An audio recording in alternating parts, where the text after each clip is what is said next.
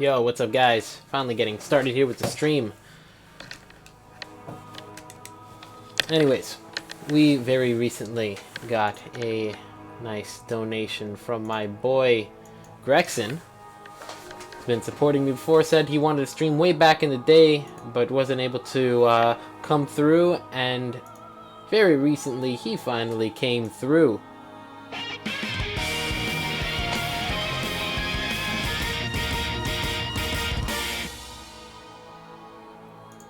For the lesson. Anyways, he's been wanting the lesson for a while. He actually dropped 50 on this. Oh my god, thanks a lot so much, man. Anyways, we're going to go ahead and get Grexin on the line here so we can get started here with the lesson.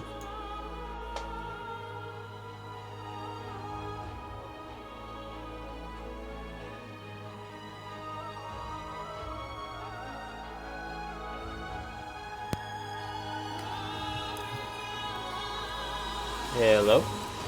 Hey. Yo, what's up, man? You are online? Okay.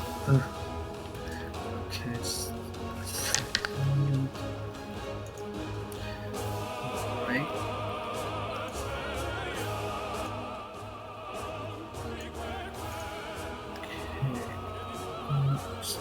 Give me a second. No problem, take your time. Just make sure to speak clearly when you want to be heard. Yeah, okay. Is this fine or? Yeah, it should be alright. Okay. Can you guys in the chat hear him fine?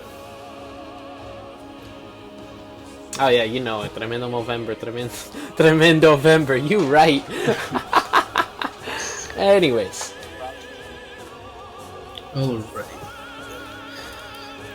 Okay, so for starters, let's go to any Omega stage. I'm going to Pokemon Stadium 2 since 'tis the season.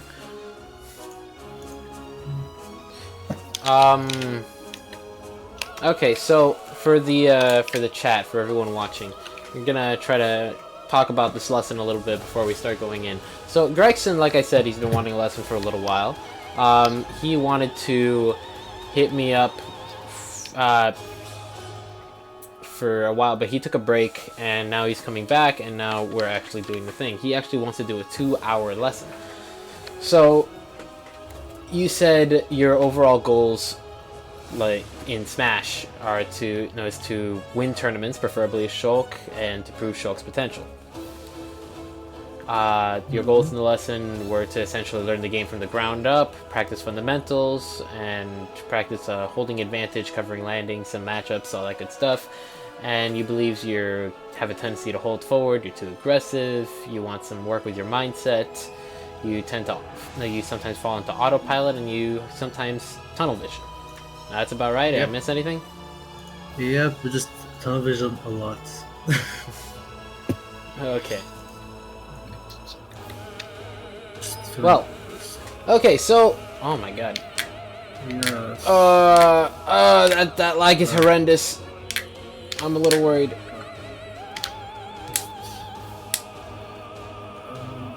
I'll try hosting you. Maybe I'll. Yeah, please. Like, I can still teach you quite a lot even with this amount of lag, but it won't hold nearly the same weight. Yeah, I get what you mean. Set up.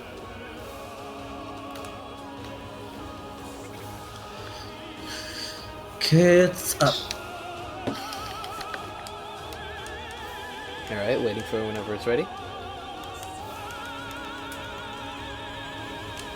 There we go.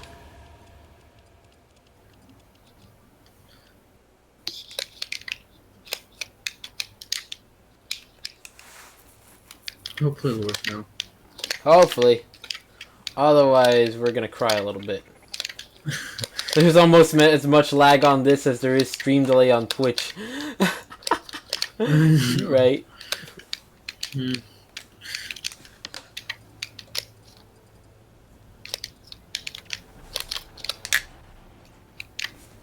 Okay, let's hope for the best here.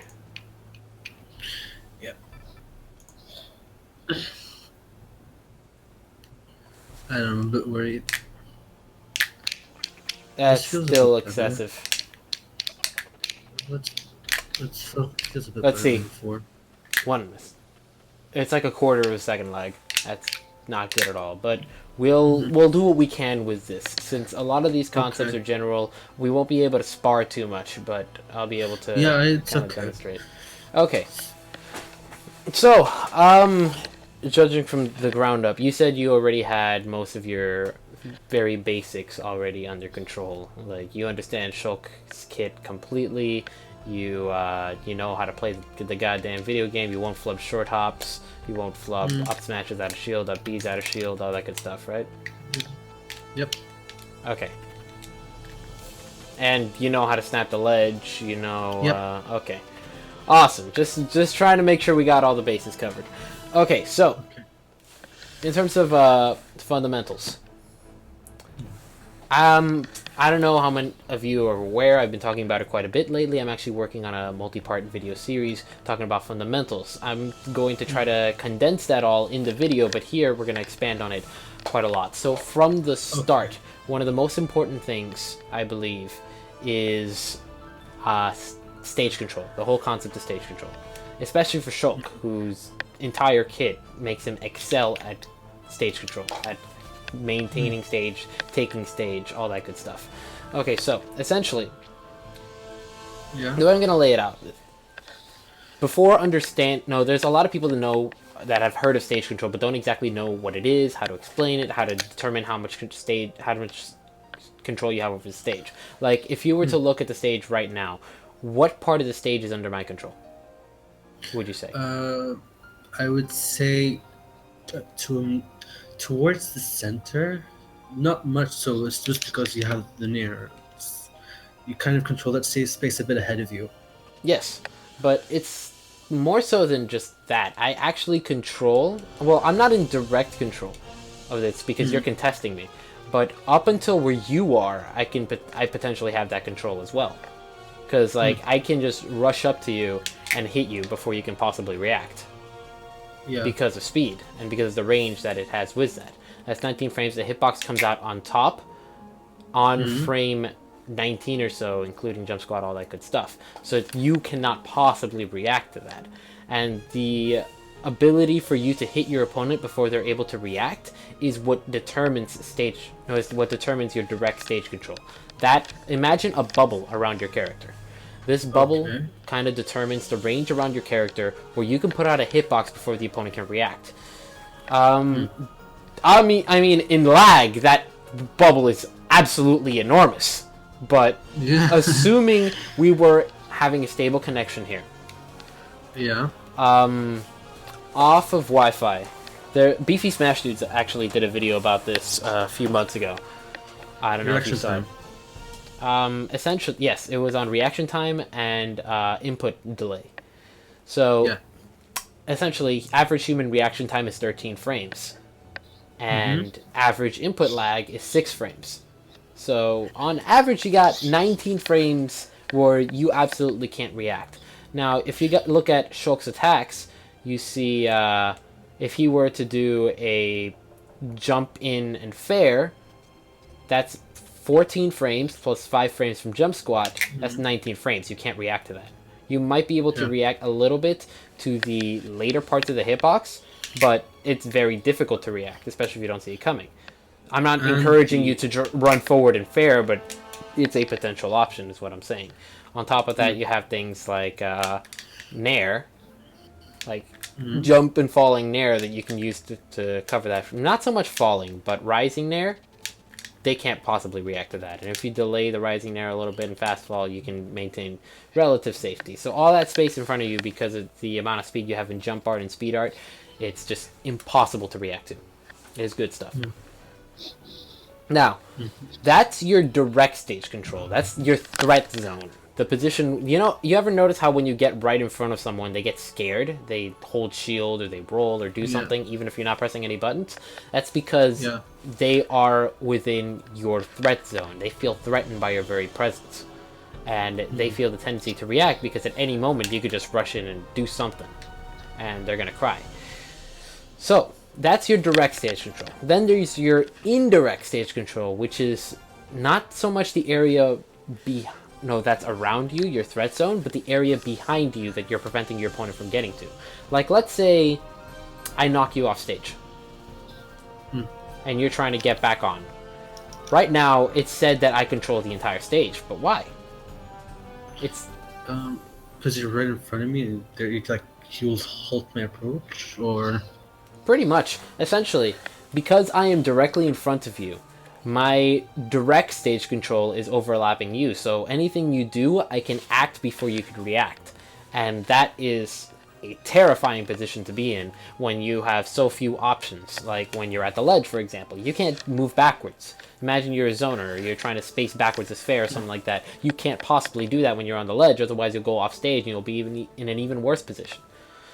So then you have the space behind me, which even though I don't control, I make it very difficult for you to get over me. Now, Shulk is one of the exceptions to this rule, because he has Jump Art and Ghost Walker. He can just sail right over someone's threat zone almost effortlessly, but people that are able to cover that space, he can't.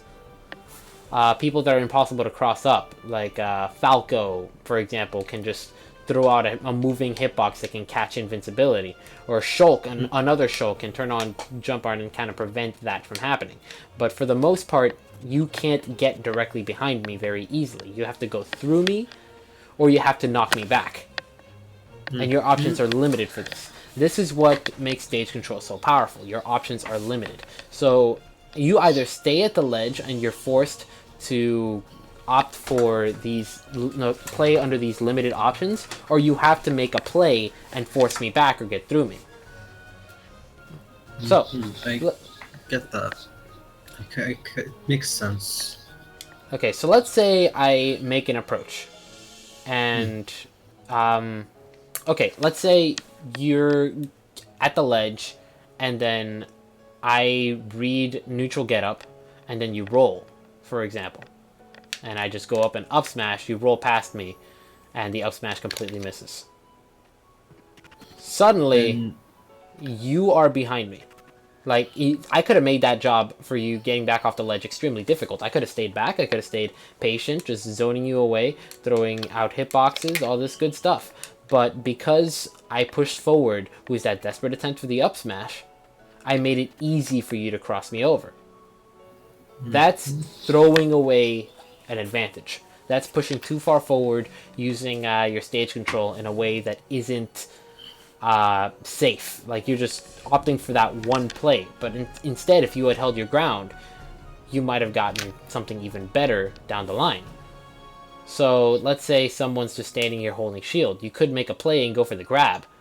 But at the same time, if the person were to roll or something when you go for the grab, then suddenly you're over there and you missed your opportunity, and now you're on the ledge. You're the one with the limited options. So if you apply this to your opponent when he knocks you off the stage, you might be able to completely turn the situation around. If you're being pressured on the ledge, you can actually reposition yourself very slightly and put yourself in the advantageous position, and then take control of the stage, take advantage like that. The longer you keep an advantage over your opponent, the more percent you get on them.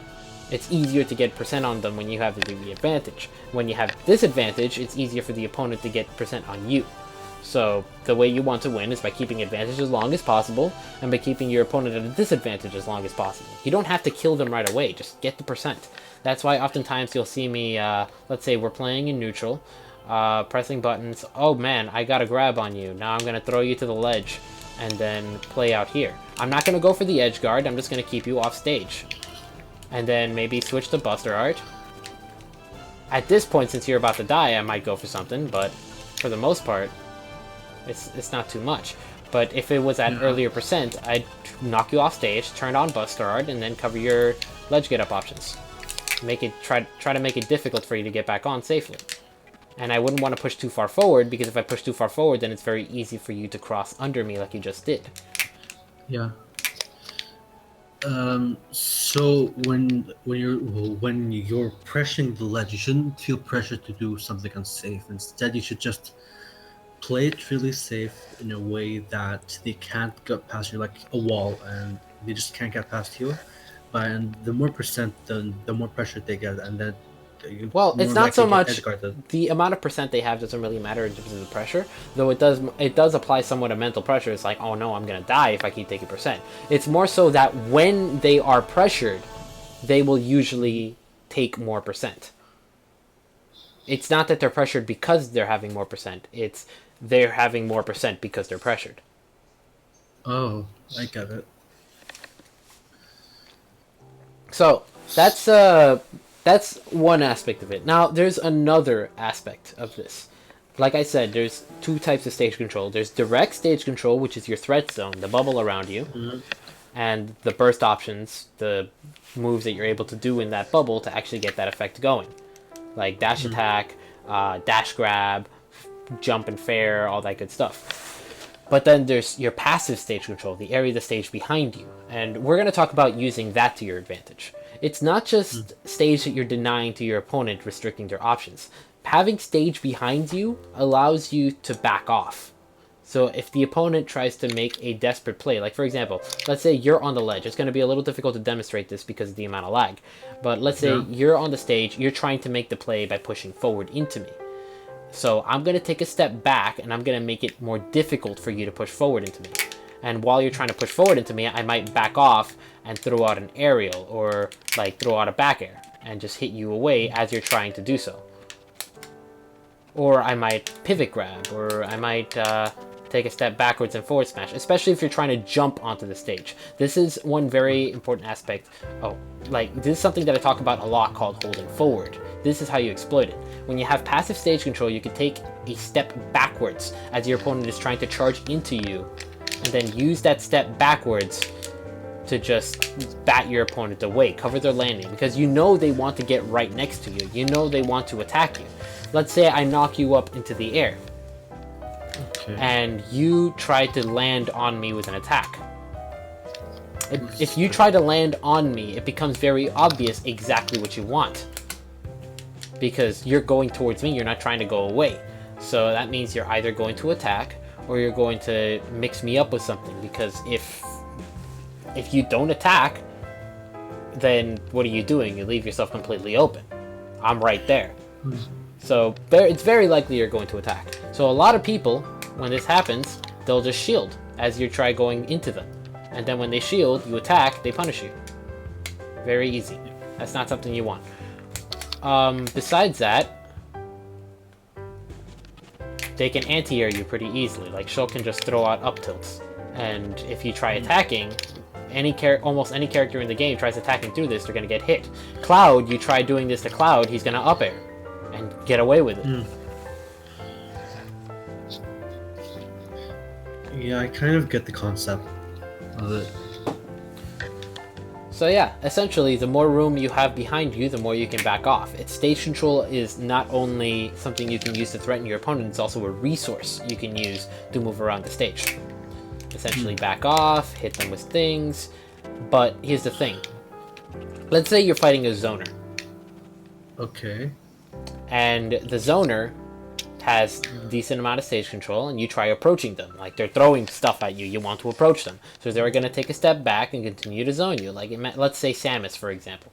Samus is going to back off, Zair, throw out missiles, maybe charge if you take too long, shield, back off, throw out a fair, or maybe try to intercept you with a dash attack if you get too close, all that good stuff. Now, that's a very powerful thing to deal with. Like, you don't want to deal with that. Samus is just throwing stuff, backing off, and throwing out attacks that make it very difficult for you to approach. Now, if you push Samus to the edge, though, Samus no longer has that resource available to her. She can't back off. And while you're in this position, you force Samus to make a play. I get it. It's because Samus's strengths are limited, and she's not left with much of her strengths anymore, so it's weaknesses. And when you limit her options, it's either unsafe or predictable. Yes, right? Exactly. It's unsafe or predictable. Mostly predictable. That's the main thing. You can usually cover a lot of options by doing a small amount of things. So when you're in that position where your opponent is on the ledge, if you push too far forward against this zoner, they're going to very easily be able to get past you. And then if they're able to get past you, like going forward like this, then suddenly they have stage control again, and they can back off again. They can zone you all over the place, all the way to the other side. If you push too far forward, like for example, let's say you're trying to get through her wall of missiles or her wall of Zairs, and you rush forward with an advancing shield, and instead Samus crosses you up. Samus just took your stage control from you. So I'm left in the bad position, and Samus gets to play around with it. Exactly. And this will keep happening if you keep pushing too far forward. Like, you're going to rush at her with a shield, and then instead of throwing out a Zair, she's going to dash attack or something, and if you block the dash attack, she'll cross you up with it, and then maybe jump and back air, and then suddenly she's in a good position again. So from what I'm seeing, stage control is pretty much a big part of neutral, like in terms of getting the advantage, with breaking out of it, and all of that. Yes. Because I don't get the concept of neutral that well. Okay, I'll talk about that in a moment, but yes, stage control is a big part of neutral. Essentially, well, that was most of the discussion on stage control. I don't know if I missed anything. Give me one moment to double check my notes. I'm pretty sure that's everything. Just do you mind if I just try a bit, like, for example, if I hold forward a lot, just forward air, and you can just go past me, and for example, let's say you shield my forward air, and then you can, for example, up smash out of shield or air slash out of shield, and then I'll be left like off stage here. Yes. While you're here, so it'll leave me in a bad position. Very bad, yes. Yeah, Okay, kind of get it now. Okay, yeah, that's the other aspect of it. One note that I forgot. I talked about dealing with patient players. I didn't talk about dealing with aggressive players. Okay, so let's say you want to play for stage control around an aggressive player. It's going to be kind of the opposite of this. You're taking the steps back, you're trying to zone them out, and they're trying to push into you. So, when you are using this stage control to your advantage, they push too far forward, you can cross them up. That's essentially, let's say you're fighting Mario. Mario's going to try to get through your wall of fairs and nairs with a run-in and shield. Here, when they're running in and shield, you're able to cross over them, maybe with a cross-up nair, or you're able to grab them, or you're able to just roll through them, or things like that. And essentially, if they keep being forced to run into you, you're going to keep being able to play around. And then once you get them on the ledge, you take all that stage control without pushing too far forward, because if you push too far forward, you won't be able to control that space very well. Now, another aspect of this is it's not just about getting your opponent in your threat zone. It's about staying out of your opponent's threat zone. This is a mirror match, so it's kind of hard to tell like within this. But even in a mirror match, even in this match, there are different positions. Like here, because I'm in speed art, my threat zone just became a lot bigger. You're in vanilla. Yeah. So like if you decide to run up grab me and I decide to run up grab you to get the advantage. Essentially, no, it's not so much that, because our grabs come out at the same time. It's that my grab reaches farther, but without you being able to react. So let's say this, I can't catch it vanilla, but in the same range it catch me in speed. Yes. Before you can possibly react. Another thing is playing around with tells. Like, essentially, a lot of these things play around the inability for your opponent to react, but your opponent can still anticipate an approach. If you force an opponent to anticipate an approach, then it becomes a little easier to force them to do something they don't want. You notice how when Diddy Kong runs up to you holding a banana, you'll have a tendency to shield or spot dodge. anticipating the banana toss. That's exactly what it is. Even though Diddy's not doing anything, you throw out a defensive option, and then the Diddy Kong punishes that defensive option, and you get screwed over. That is playing around with reactions. That's essentially you are triggering something in your opponent. You're triggering them to perform a reactive option. Now, there's a couple ways Shulk can do this. Essentially, this is someone asked me about movement options, which honestly I don't know if I should. Hold on.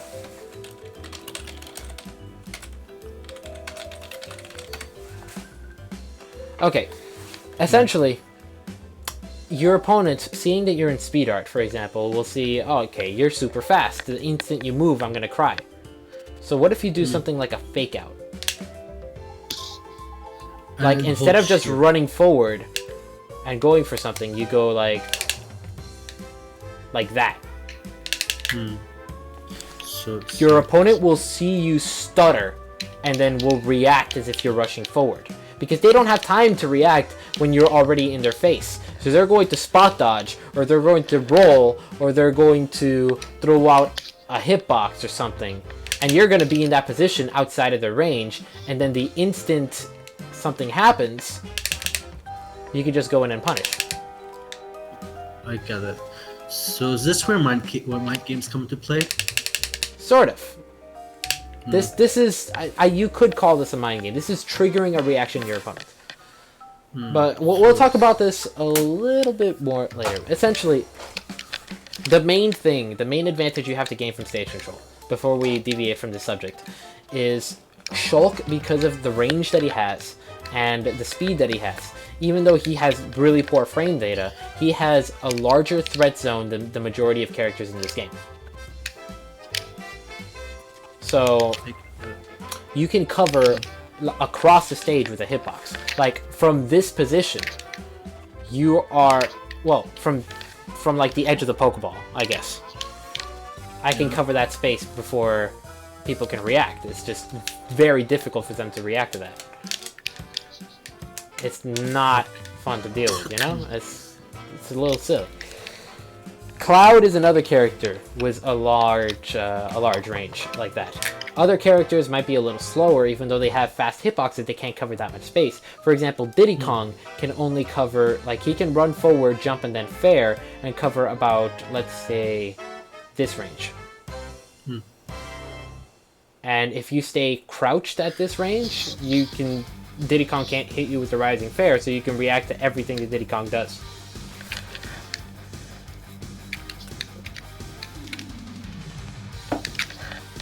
So, moving forward, let's talk a little bit about the phases of battle. Normally I would talk about the four main playstyles, but you've probably seen a lot about that already if you've watched my other videos. We'll talk about that a little later, but first I want to try talking about the phases of battle. Okay, so you got the neutral game. This is the moment you've been waiting for. Neutral game is essentially when you and your opponent have an equal amount of options.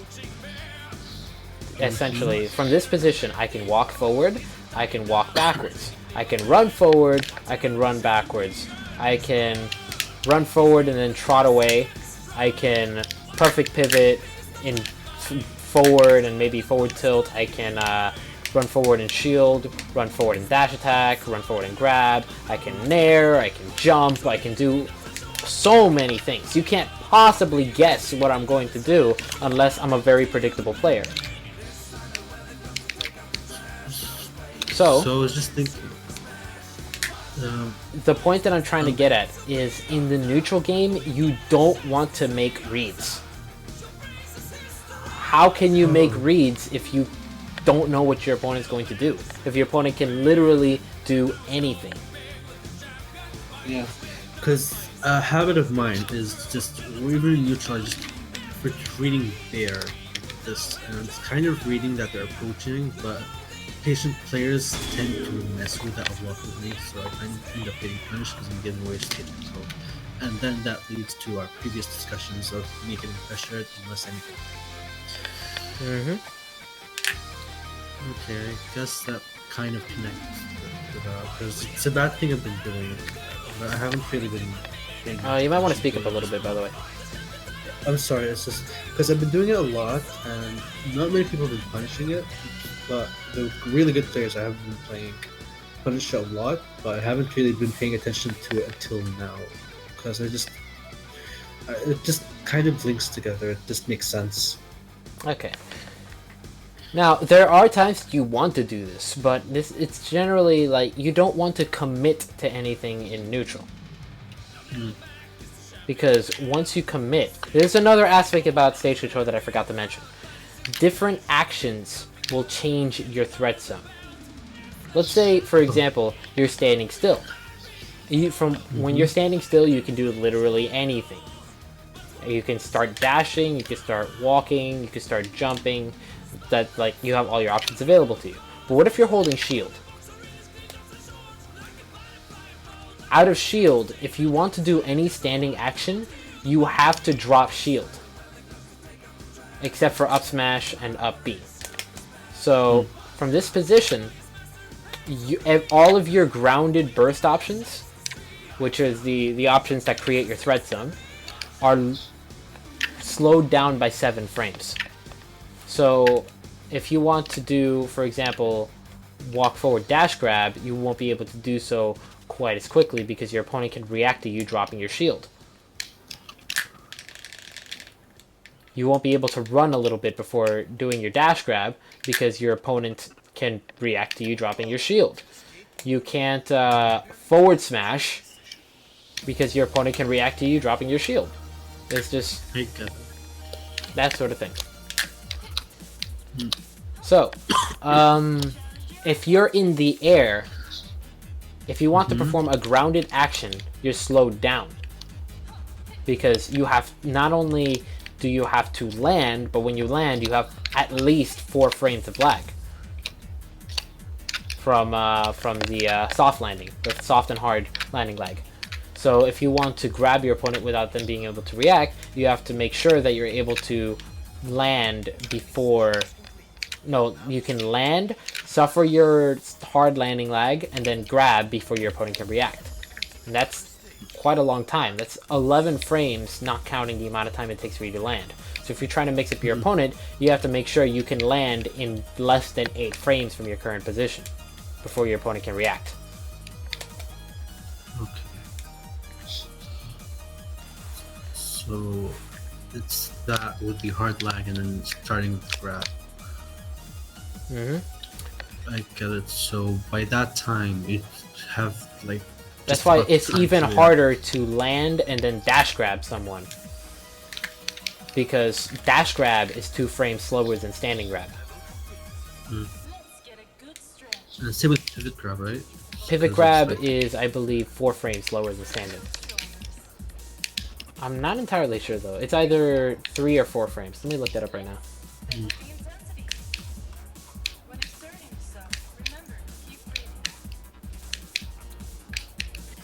Yeah, it's 3 frames slower. Oh. Frame 10 as opposed to frame 7. Okay, so however, although you can't land and grab like that, or land and down tilt very quickly, and all that good stuff, it's a lot harder. But you can use your aerials before your opponent can react. That's why you see a lot of Shulks opting for empty hops, because Shulk's aerials are incredibly safe. Oh, so like, let's say.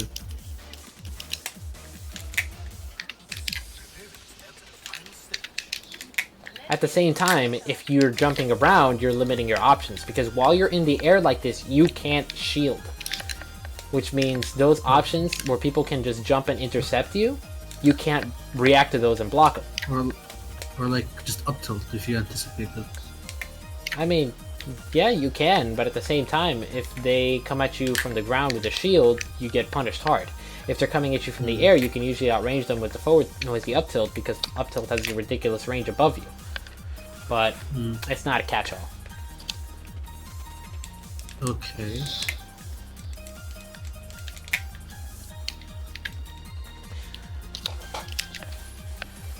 Also, another important notion is from a dash, your options are also limited.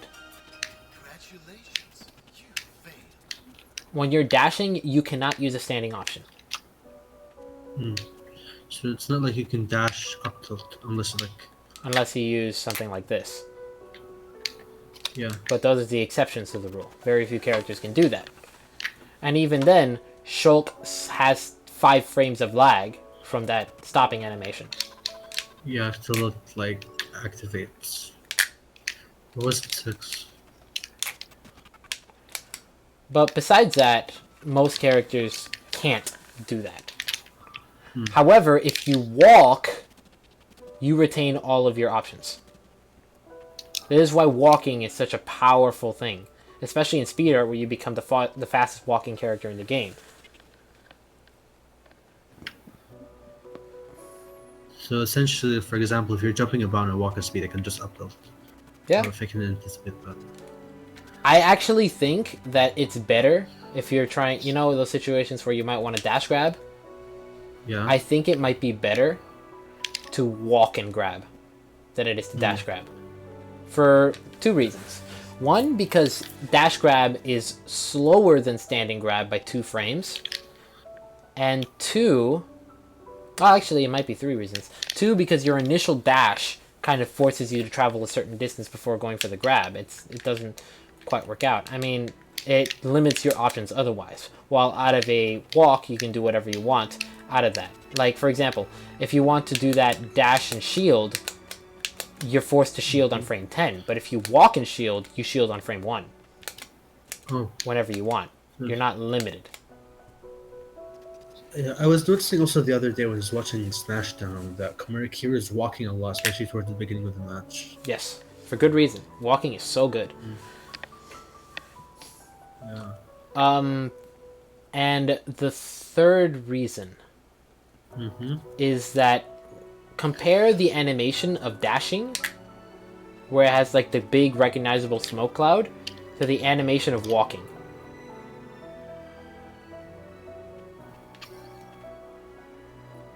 I found that it's harder for your opponent to react to walking than it is to react to running. Because the signal usually that they're going forward is the smoke, because they're dashing usually. Exactly. But if you walk forward and just that. Especially in speed art, where you still travel a ridiculously long distance and you still slide a very long distance doing this. So you're able to cover very similar distances compared to your dash, but it's harder for your opponent to react.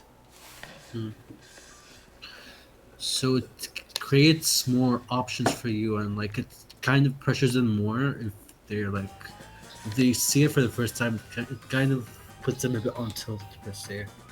Makes them fear speed art a bit more. So that kind of even someone who was directly looking for the walk into grab. Like, I asked someone, react to this as soon as you can, spot dodge. And I just walked into grab from almost across the stage, and they did not react. They could not react. It didn't happen. But I was point blank doing it with dash grab, and they were able to react fast enough.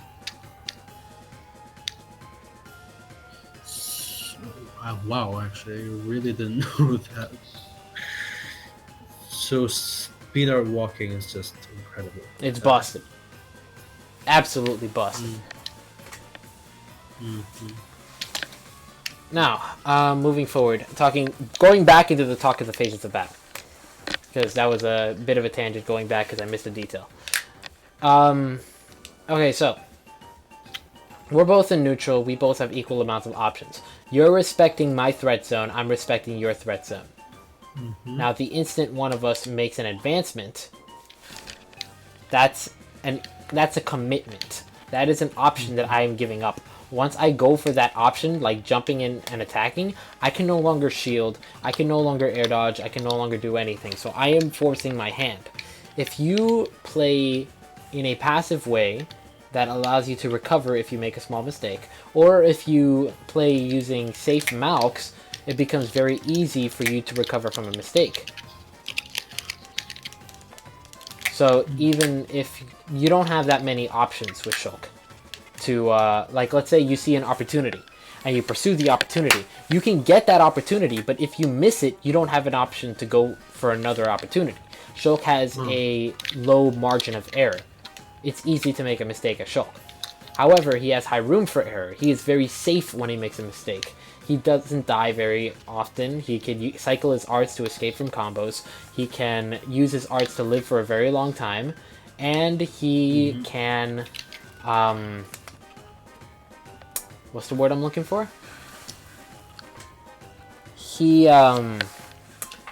can also use things like Malk to make it so certain things that might have been a mistake for another character, like making a commitment. For example, if I jump onto your shield, it's not a commitment for Shulk, because he has that invincibility. So what you mean by marginal error? Is it like jumping and back airing someone in jump hard, but if you made the mistake of not spacing it well, you're still using their friction, so you're getting away from their threat zone and shield, right? Or is Well, no, that's room for error. Essentially, you made a mistake, but you're still relatively fine. Though I guess that does somewhat count into margin of error, but like for margin of error, I think of, for example, you think of Sheik. Sheik jumps into your shield and then forward airs, and then starts spamming forward tilts. And let's say you dodge one forward tilt, she turns around and uses another forward tilt. And there's nothing you can do about it. Or she goes up to you, grabs, misses the grab, grabs again, misses the grab, grabs again before you're able to punish her. Oh. Sheik has a ridiculously high margin of error, but she has low room for error, because if she makes a mistake, she will get punished hard because she dies at 70. Yeah, I get what you mean. So she can't really mess up when she's in the stand, but when she's in advantage, she has a lot of options to keep the pressure on. Yes, exactly. And she's very powerful in neutral at all. You know how often you get bodied when you play on autopilot as Shulk? Yeah? When you get bodied for playing autopilot, that's because your character has a low margin of error. Oh, I see. But if your character does well in autopilot, for example, brain dead characters like Mario, Ness, Sheik, Cloud, those characters have high margins of error.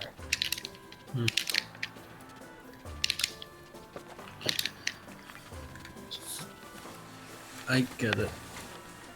It's a bit similar to Fox, I think. Like, well, Fox is another character that does pretty well with this. Because he can, for example, if he misses the up air and let's say you dodge or you don't have your jump anymore, you can just up tilt your landing or so. Like if you air dodge through the up air, but that's like another thing. That's another thing. That's not so much a mistake. That's a specific thing that he has called a vortex. He has many ways to cover your options. That doesn't go into margin of error, room for error. But, I mean, it's similar. Very similar concept. Anyways. So, neutral, like I said, you're playing around your threat zone, you're playing around your opponent's threat zone. One of us makes a commitment, and then, let's say, I get punished for making that commitment, because you used a reactive option, and I pushed too far forward. Now I'm in the air, and let's say I go into you. From this position, when I'm in the air, I am at a disadvantage. My options are limited. I can no longer shield, I can no longer... like, let's say I'm tumbling. If I opt for fast fall, I can only do so from the peak of my jump. If I'm not in the peak of my jump when I'm in hit stun, I cannot fast fall anymore. So while I'm tumbling, I can't fast fall. The only things I can do is double jump. Or throw out an attack or air dodge or something like that in order to get out of tumble so I regain the ability to fast fall. But if I do that from up here, then I'm gonna have less options coming down, because if I double jump, I can no longer jump again. I'm now at the mercy of whatever. So let's say you knock me up in the air, and then I double jump and try coming back towards you. Okay. You don't have to chase me. Essentially, if I double jump in the air and I start coming back towards you, I telegraph my approach so much, I'm going to come down and attack. I don't have many other options. Like right there, that dash attack, you pushed too far forward. Right there, you jumped off stage, you threw away your advantage. So it's a bit of being too aggressive. And Yes, that's pushing too far. You have to know how far you can push without throwing away your advantage. Because let's say you knock me off stage, you go too hard for the edge guard, and then I make it back on stage before you do. Suddenly, you're the one being edge guarded. So it's like you can just, when I'm here, and you can just run and grab me, and I'm like... I mean, there are times that you can go off stage. You go off stage when you can guarantee that you will get back to the stage before your opponent does. Or that the risk reward is worth it. Like, for example, Diddy Kong edge guarding, you can go all the way off stage and like throw out an air or something like that. But at the same time, if Diddy Kong makes it back on stage before you do, you're going to be in a world of hurt. Because Diddy Kong's going to get back on stage, pull out banana, and suddenly he's got a ridiculously powerful neutral game. Yeah, I get it. So like right there, that's throwing your advantage. Super hard. You didn't have to do that. You could have stayed on stage. And just wait for your ledge option instead of like just forcing it here, then I mean, there are times you can go off stage to intersect, but if you go for something like that, especially against Shulk, this is one of the reasons why I think Shulk's ledge game is so good, is that if you try edge guarding Shulk, you get bodied. Because it's the misconception of he can't snap. Not only the misconception of he can't snap, but also the misconception of Shulk is you can just hit Shulk when he's recovering. Because he can just prevent himself from snapping and then just scoop you away and kill you at 70 with a reverse air slash. So it's this covers a bit ahead. So yeah, if you do that up B off stage and hold down to make it beefy, you can do the second slash without snapping to the ledge and just kill people with that. So I'll end up getting here, and then you'd be on the ledge, and you have the stage advantage. And Yeah. You just pressure me from there, and I'm getting interrupted. Like, I don't have to So do it's anything else. You're off stage. Oh, that was a mistake. That was a misinput. That's lag. Yeah. So you're on the ledge. I turn on Buster Art. I get free damage. And even if you make it back on stage, you just went from 30 to 80%. I'd say that's worthwhile. And Yeah, we're in and neutral then- again. It's not like I'm at a disadvantage.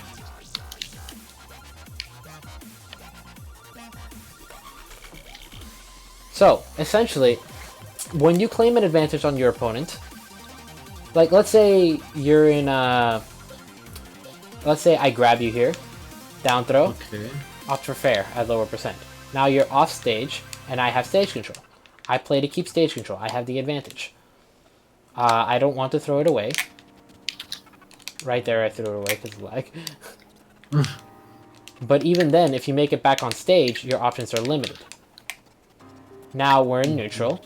I knock you off stage again. Back in neutral. This probably looks like an absolute mess because there's so much lag! I know. Right there, I threw away my advantage. And if you had reacted well in that moment, like, watch. I jumped off stage to fair you. You got past me, you landed on stage. From this point, you could step backwards, use your passive stage control that you just gained to cover my landing, because I tried to cross you up, and my options are limited. You can very easily just run back from this point and throw out something like a lingering nair to catch my landing. And if you hit me with that lingering nair, you can combo that nair into a fair, and then get me off stage. You know how nair, fair, fair exists? Yeah. That's the thing you can get from covering a landing. Like, here, let me end your stock real quick. Okay. This is something that I use against characters as linear recoveries, usually two-step recoveries. So what I'll do is, it's gonna be hard because lag. I would this is a read for people who jump away from up throw. So when I see them jump away, I see where they're going to land, cover that position with a fair, no, with a nair, and then go for the fair from there. And, And then their options are limited. Yes, exactly. You don't get your jump back. So there's actually a match way back in the day that I used for reference for this. It's just a really powerful tool.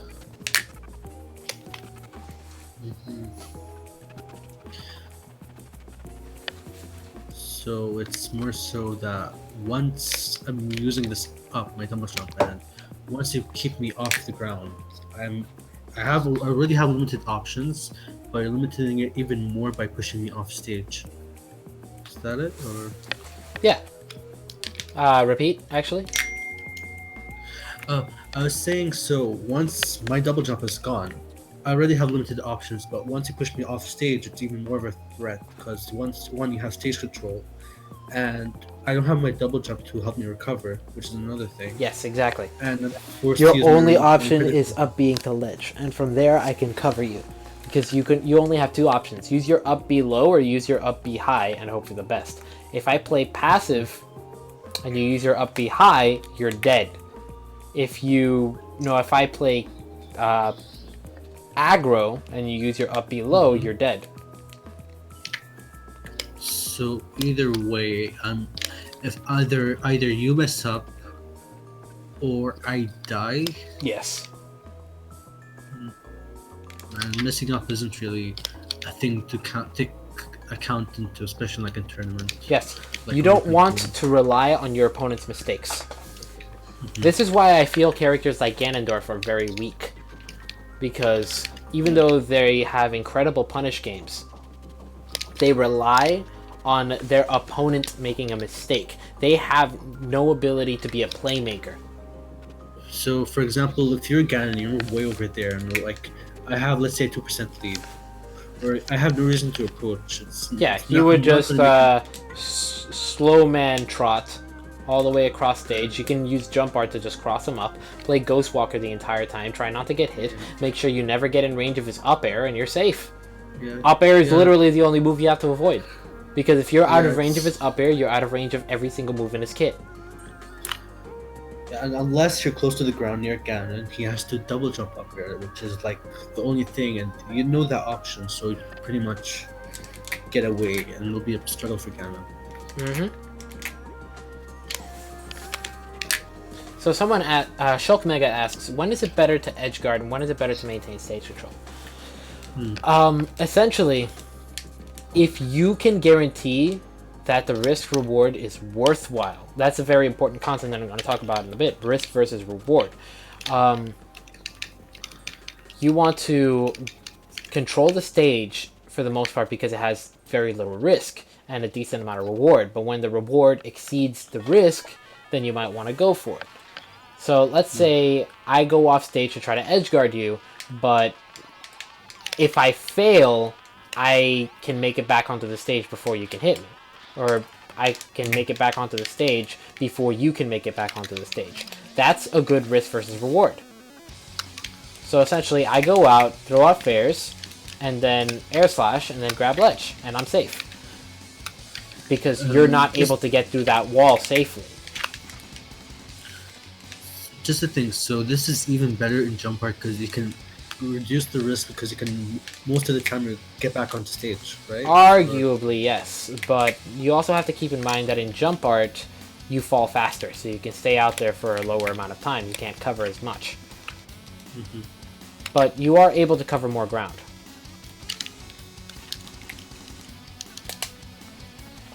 This lag is so frustrating, oh my god. Okay, so moving forward, that's talking about advantage. Now, you want to keep advantage for as long as possible. Like I said, you play neutral till you get advantage. I'll talk a bit more about how to play neutral in a moment. That's where the four main playstyles come into play.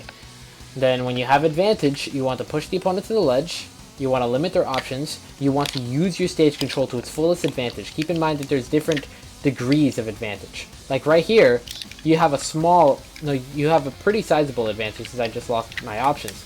Now you have a small advantage because I can still shield, I can still stay on the ground, I can still use all my options, I just can't move backwards. Now right there, that was a decent time to go off stage because there was no way I could have made it back onto the stage before you can. So long as you can get back onto the stage before I can.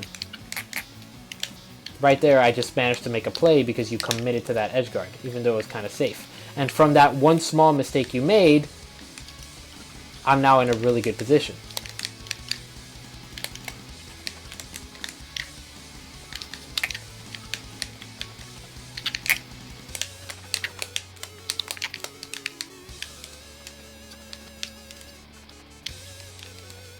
That was a risky play that ended up working against me.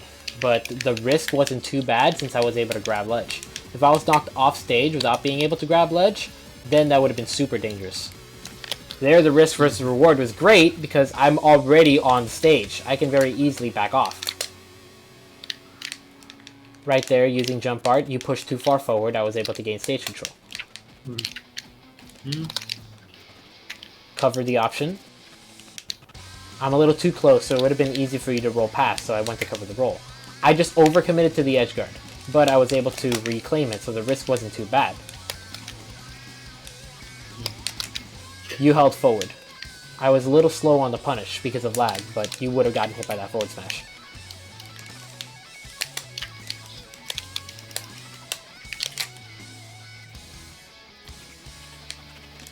Oh no, the lag! Lag, why?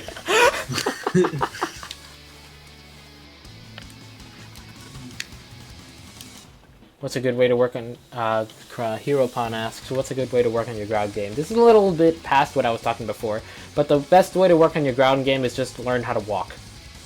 Walking is busted. There's actually a little tip. Do you play with tap jump on or off? Grexin. I play with off. Okay. What I want you to do, if you want to walk with, like, sometimes you might want to walk forward quickly, but you don't want to accidentally run. What you want to do is you want to press up on the control stick, and then curve it in the direction you want to walk. So you will diagonally. Not diagonally, just rotate it along from the top to all the way forward. And if it's not lagging, you will never accidentally run. The only reason we were getting runs is because the controls were stuttering.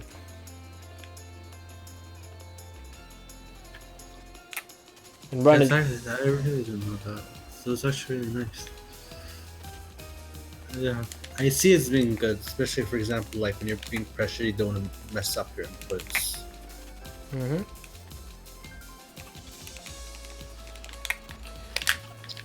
Besides that, being able to use Malk low to the ground is really good as well. Because you're able to stay with most of your options available really low down. What I actually do for this, sorry for going on a bit of a tangent, answering a hero question. What you want to do, what I do personally for this is I press B, and then I move my thumb from B to X on a GameCube controller as quickly as I can. And then I just fast fall at the earliest possible moment. And it comes down to a near perfect Malk.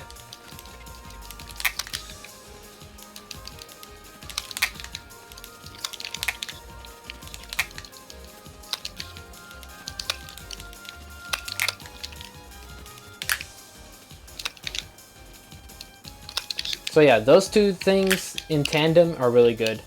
Being able to perfect pivot helps, but it's not the most important thing in the world. Dash dancing helps for things like that fake out I told you before.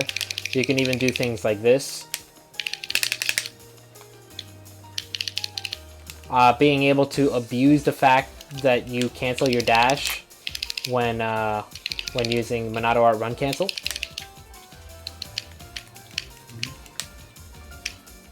You can even use this to like stutter your movement to just like run forward then walk backwards. No, run forward and then run backwards using the dash cancel. But it's very important to be able to walk, because the amount of room you can cover this with this so safely is so good. Because imagine you try to catch someone's landing and you run. You won't be able to act so much, you can only push forward. So if the person mixing up their momentum by B-reversing or by using a burst option like Diddy Kong side B up in the air, you won't be able to cover that. Unless you B-reverse, unless you do whatever. But if you're already in an art, you won't be able to do that. If you're walking though, you can very easily do that, because you can walk and then you can run out of the walk. If you want to take it a step further, you can run and you can dash and then perfect pivot.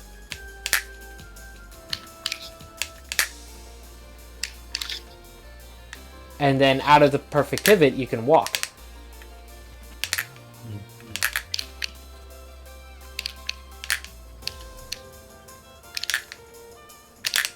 But that's advanced stuff. That's not fundamentals. We're not going to worry about that yet.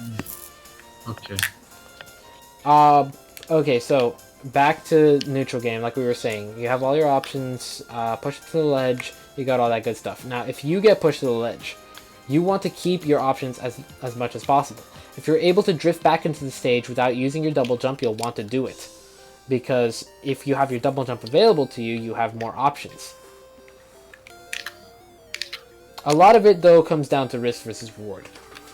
So I might as well talk a little bit about that. Okay, so the concept is generally pretty easy to grasp. Every single action you have has a consequence for success and for failure. Let's say you want to dash grab and I spot dodge. Suddenly you're going to get punished. I'm not going to possibly be able to react to that right now with the amount of lag that is going on. But let's say you rush up to me, you spot dodge, I spot dodge, and you whiff your grab. I get to punish you with whatever you want. At this percentage, that means potential death. Or maybe I get to roll and then hit you with something like this before you're able to react, depending on what move you're able to do. If you rush up to me with a dash attack, you have so much running lag on that. What if I jump up and back air? Things like that. Everything has a consequence for failure. Now, what you want to do, the risk is the consequence for failure. The reward is what you get if you succeed. So let's take an option like Mario's dash attack. Okay. If Mario runs up to you and dash attacks, and if he hits you, what does he get? If he successfully hits you. No, I don't really see because of the end lag. Still. Yeah, he can't really follow it up. He gets a tiny bit of damage, like 6%, and some stage control, and that's it. That's all he gets. He can do some setups out of it, like reading jumps. Like he can do jump and fair as a jump read, but overall he doesn't get much. That's low reward. But if he messes up, he has a bit of end lag, so you can easily shield and then punish out a shield. That's like medium risk. So medium risk, low reward, it's not a very good option. But then you have things like Mario's dash grab. Mario runs up to you and dash grabs, what does he get? Down throw to up airs, to more up airs, and like up tilts to low percent. And He gets a ridiculous amount of damage, or potentially a kill, depending on the percent. And range. So that's high reward. That's worth it. That's super worth it. And it's around the same risk as messing up the dash attack. Medium risk. So medium risk, high reward, that's a good option. So that's why Mario loves to go for dash attack. No, I mean for dash grab. Then you have some options which are like, for example, let's say I'm at 121% and you see me thinking, hey, he's gonna neutral get up, and you go for the up smash. That's high reward. That's super high reward. But what if what if the situation is repeated, but you're at death percent, like you're at 90%, and and you opt for the up smash, and I don't do what you thought I was going to do. Like maybe I jump and air dodge through you, and then land with a back air, and then you die. Meanwhile, if you hit me with the up smash, how much damage do I take? Like 18 or something like that? Yeah, 18 damage. You don't get anything out of that except for 18 damage. You don't even get stage control. You reset to neutral. So 18% and you reset to neutral if it doesn't kill. If it does kill, the reward becomes high, but the risk is still high if you're about to die. If you're not about to die, then you can consider throwing it out, but keep in mind that losing stage control to that extent, being knocked off stage, means your opponent can stage a comeback. So even then, the risk is pretty high. So it's often not the best option, not the safest option. Well, instead, if you went for Nair, although you don't get too much unless your opponent is at the perfect percent where Nair can combo into fair and kill, you don't get too much from Nair. However, you stay super safe from Nair. Like, the amount of safety you have with Nair is great because you only have 10 frames of landing lag, and it covers such a large range, so you cover like 5 options at once with this. It's so silly. So this is low, very low risk, and low reward. No, low to medium reward. So it's a pretty good option for covering the ledge. Meanwhile, you have things like down air at ledge, which is high reward, medium risk. Not the worst thing in the world, but not the best thing in the world either. You don't always want to do it, especially if you're at threat of death. So like if you're constantly spamming down air at the ledge, and I come up with an up air, and you're at death %, you're gonna die. So like Buster, for example, let's say you're at 60 and it's like perfect percent for smash. I stay safe on shield. I stay safe generally doing it, and I cover your flick like you're jumping stuff, and if you jump I can just buffer deactivate to an up tilt or something like that. Yeah. So it's generally good to go for it unless your opponent kind of gets used to it and like knows what to do against it. Yeah, if you telegraph your movements, if you're always doing the same thing, then it's not going to work out. There's a concept called Yomi. I don't know if you've heard of it. No name? Yomi. Y-O-M-I. Okay. I didn't hear that. Okay, so essentially, Yomi is a concept in fighting games revolving. Let's put it this way. Let's say I am Mario. Okay. And if I grab you, I get a stupid amount of %, and it's not like very unsafe. It's pretty good. Actually, no. Let's talk about Shulk. We're talking about Shulk here. Okay, so Shulk's Nair, powerful option, very safe. You can get so many combos off of it. You get a decent kill confirms off of it, all that good stuff. It's a powerful option. You want to use it all the time, right? This is Nair is the obvious choice. If you had a choice, if you could land anything on me, and I wasn't about to die, you would probably go for a Nair. So, let's say I'm fighting you, and I know you love your Nair. So, because I know you're coming at me with a Nair, I'm going to shield. I'm going to punish your Nair. It's like one of the few things that can punish Nair. You come into me, and I shield, and I block, and I punish. This is why a lot of Shulk players end up getting shield grabbed liberally, and just a lot of people think Shulk loses to shield, because a lot of Shulk players love Nair, and they just Nair all the time, including into shields, and get bodied for it. This is the counter to the obvious choice. The obvious choice is Yomi level 0, the counter is Yomi level 1. Now let's say you as a Shulk player know that I am going to shield a lot. I know you love Nair. You know that I know you love Nair. So you're going to do something to counter that, like what you just did, anti-hop grab. Yeah, so because I'm really shielding, I countered that. Yes. So that kind of gets like, is that Yomi level 2? That is Yomi level 2, yes. That is the counter to the counter. Now, But then, Yomi level 3, let's say I know you want to do this. I know you want to empty hop grab. So I'm going to grab you early. I'm going to grab you super early as you're coming down. I'm holding shield, and I'm going to just, as soon as I see you coming in, I'm going to grab you early, or I'm going to anti-air with like up tilt or something like that. That's Yomi level 3, which is the ballsy play.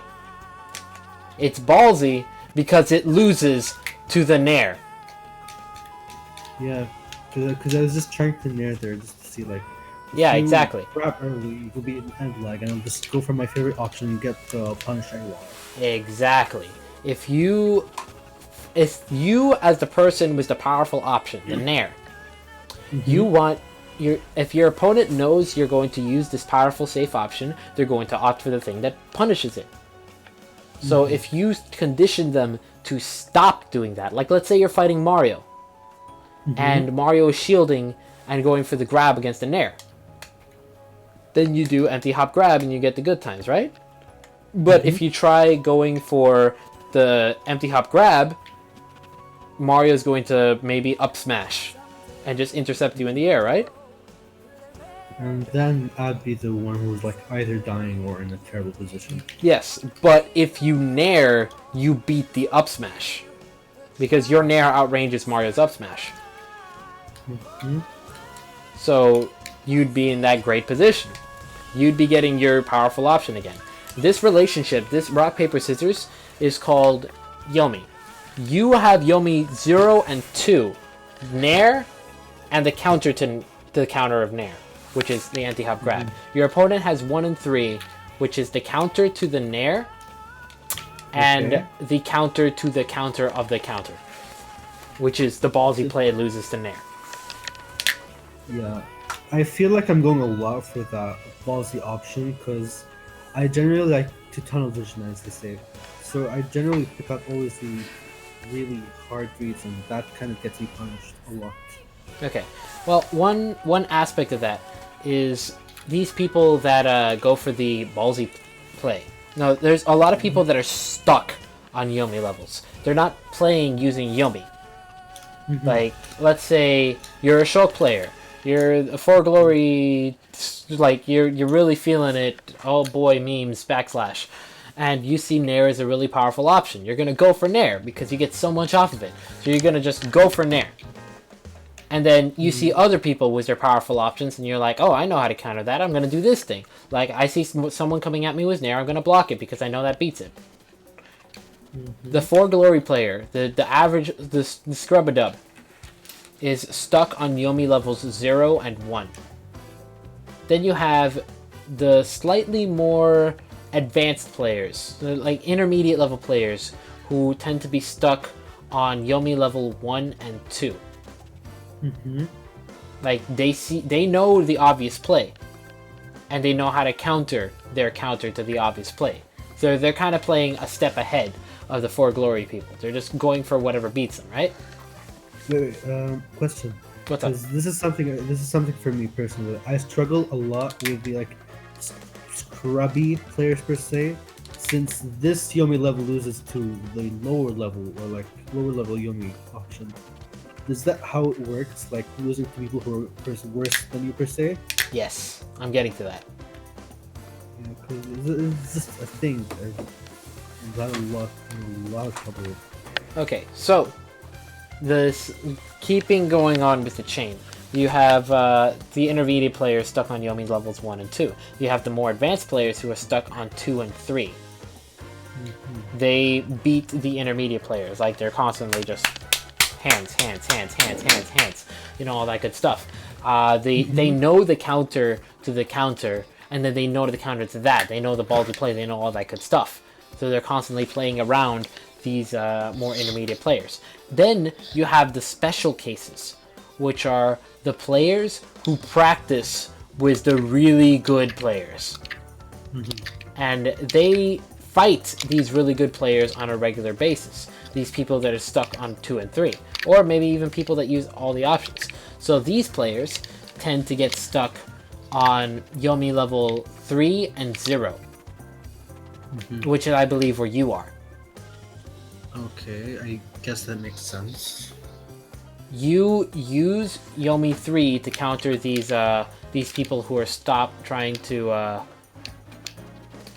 do the stuff that counters off the silly things. Like, you're beating those guys out pretty well, and you're going for these obvious plays that beat out the better players. But then you fight the scrubby players, and then they just go for 0 and 1, which is a step above you. So, ironically, people starting out in the game start beating you consistently because you don't know how to deal with them. You don't know, no, you don't use 1 and 2. You're stuck on 3 and 0. Mm-hmm. And you need to start using 1 and 2. So, what I would say is the main goal is to understand the way that Yomi affects the game. Because then, instead of being stuck on Yomi levels, you can evolve past that and use all the Yomi levels to your advantage. Mm-hmm. So essentially, your main goal is to find out what kind of opponent you are fighting. Some opponents are going to be stuck on Yomi levels. Like you're going to fight the Scrub-a-Dub, who goes for the Nairs as Shulk or goes for the Shields as Mario. and you're going to have to play around those. You're going to play specifically against those guys on 1 and 2. You're going to block their approaches, and you're going to use the empty hop grabs to stop their blocks. For example, it's different Yomi relationship in different situations. This can be applied to almost every single relationship in fighting games. Okay. And then you fight the more intermediate players. You're going to want to play on 2 and 3. You're going to fight the more advanced players who are stuck on Yomi levels. You're going to play 3 and 0, like you are right now, and you're going to do fine. That's how you're doing well in the crew battles, because you're beating up those intermediate to advanced players pretty decently, but you're losing to four glory scrubs that you don't know exactly how to play around. So, then you're going to fight the players who understand the relationship between these moves and are constantly adapting. There are different kinds of players. This is the point that I'm trying to get at. There are players who adapt, and there are players who don't adapt. And you have to recognize what kind of player you're fighting. So let's say, this is an example I give a lot. Let's say you go to a rock, paper, scissors tournament. Okay. And someone meets you at the door. And they're like, hey, how you doing? Welcome to the tournament. I'm a rock main.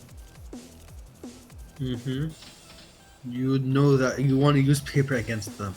Yeah, that's absolutely ridiculous to be a rock main. But that's what being stuck on Yomi levels or using certain playstyles exclusively is like.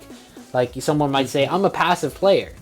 Like, I just stay patient and just wait for people to do things. But then they lose to things that counter that. And so on and so forth. Anyway, so you go into that tournament, you fight that guy, you're going to use paper. But then let's say this guy's going rock, rock, rock, rock. You're constantly going paper, paper, paper, paper. You're beating him. And then he pulls out the rogue scissors. Then you kind of get tilted because, like, I thought he was a rock main, and if he doesn't do rock, then what am I gonna do? Now, from this point, you might start to double think yourself. However, you need to realize, is this someone who adapts or no? Because that scissors might have been rogue, or it might have been an adaptation. You don't know whether he's going to go scissors, scissors, scissors, scissors, or if he's going to go scissors, rock, rock, rock, rock, rock, rock. This is something that a lot of people get messed up on. They're like, okay, he's constantly doing the same thing. There's no way he's going to do it a 5th time, because I think he's going to adapt. You did it a 5th time. You just got bodied. What are you doing with your life? Or he does it, he adapts. And then it's like, okay, he adapted, so I'm going to start countering this adaptation. He starts doing the original thing again. Boom, boom, boom, boom, boom, boom, boom. You're catching hands again. Because you just got discouraged from countering him. So let's say if they don't adapt, and if they don't adapt, and I get discouraged from encountering them, then I'm left in the bad position. Yes, exactly. You're screwing yourself over. You need to be able to recognize what kind of player they are and play accordingly. So if this rock main pulls out scissors once, instead of playing it safe, of trying to work around them and being like, okay, I'm going to pick scissors, so if they adapt, then I'll tie. I'll win or tie, because they might anticipate the rock, and they're going to go paper, and they're going to beat me out. But no, he just goes right back to rock and bodies your sorry ass. But instead, if you go the other way and be like, okay, I don't know what kind of player I'm dealing with, so I'm going to test the waters. I'm going to go rock, because if he stays scissors, he's going to get bodied. If he goes rock, I'm going to tie. Oh, so he has to go for the ballsy play to win, or get tied or bodied. Yes, exactly. So that goes into like Yomi level 3 and 4, right? No, there's no Yomi level 4. It's Yomi level 3 3 resets to 0. Yeah. So it goes back to 3. So you gotta treat it differently. Essentially, you just have to test the waters. This is like kind of taking a step back, being like, okay, I don't want to engage on this guy without knowing what I'm doing. What I was doing was working, but I don't want to think too hard when this guy might not be doing much thinking himself. So if he goes back to rock, then you know that you can keep throwing out paper ad infinitum, and you'll probably win. So it's like moving a bit forward to make them force their option, making you think that you're going to do something. Then you go Or back. what you can also do is you can fake them out. Like in that same situation with the Mario who's shielding or up smashing, you can jump at them and then fake them out with a double jump. Like right before you're about to land, you double jump. Or what I like to do is I will jump right near them, then I will double jump with an art. And if you do that, you're going to... Oh, it's hard to do in lag, but Yeah, I just tried. essentially, that's the formula for a perfect knock. Yeah. So you're kind of setting it up in a way that they don't see it. Yeah. You're trying to get the Essentially, option out, not but only you're are you saying- double jumping, faking them out, and using their option, but your next option is going to be safe. Because you're both dodging and attacking. So it's like to beat that, they have to go for Yomi level 3, which is the ballsy option. And even then, you can play around it too. You don't have to use your attack. You don't have to attack. You can, instead of fast falling, you can let your art activate in the air, which not only gives you the opportunity to be reverse, but it also lets you land invincibly. This is Monado Art intangible landing. Male.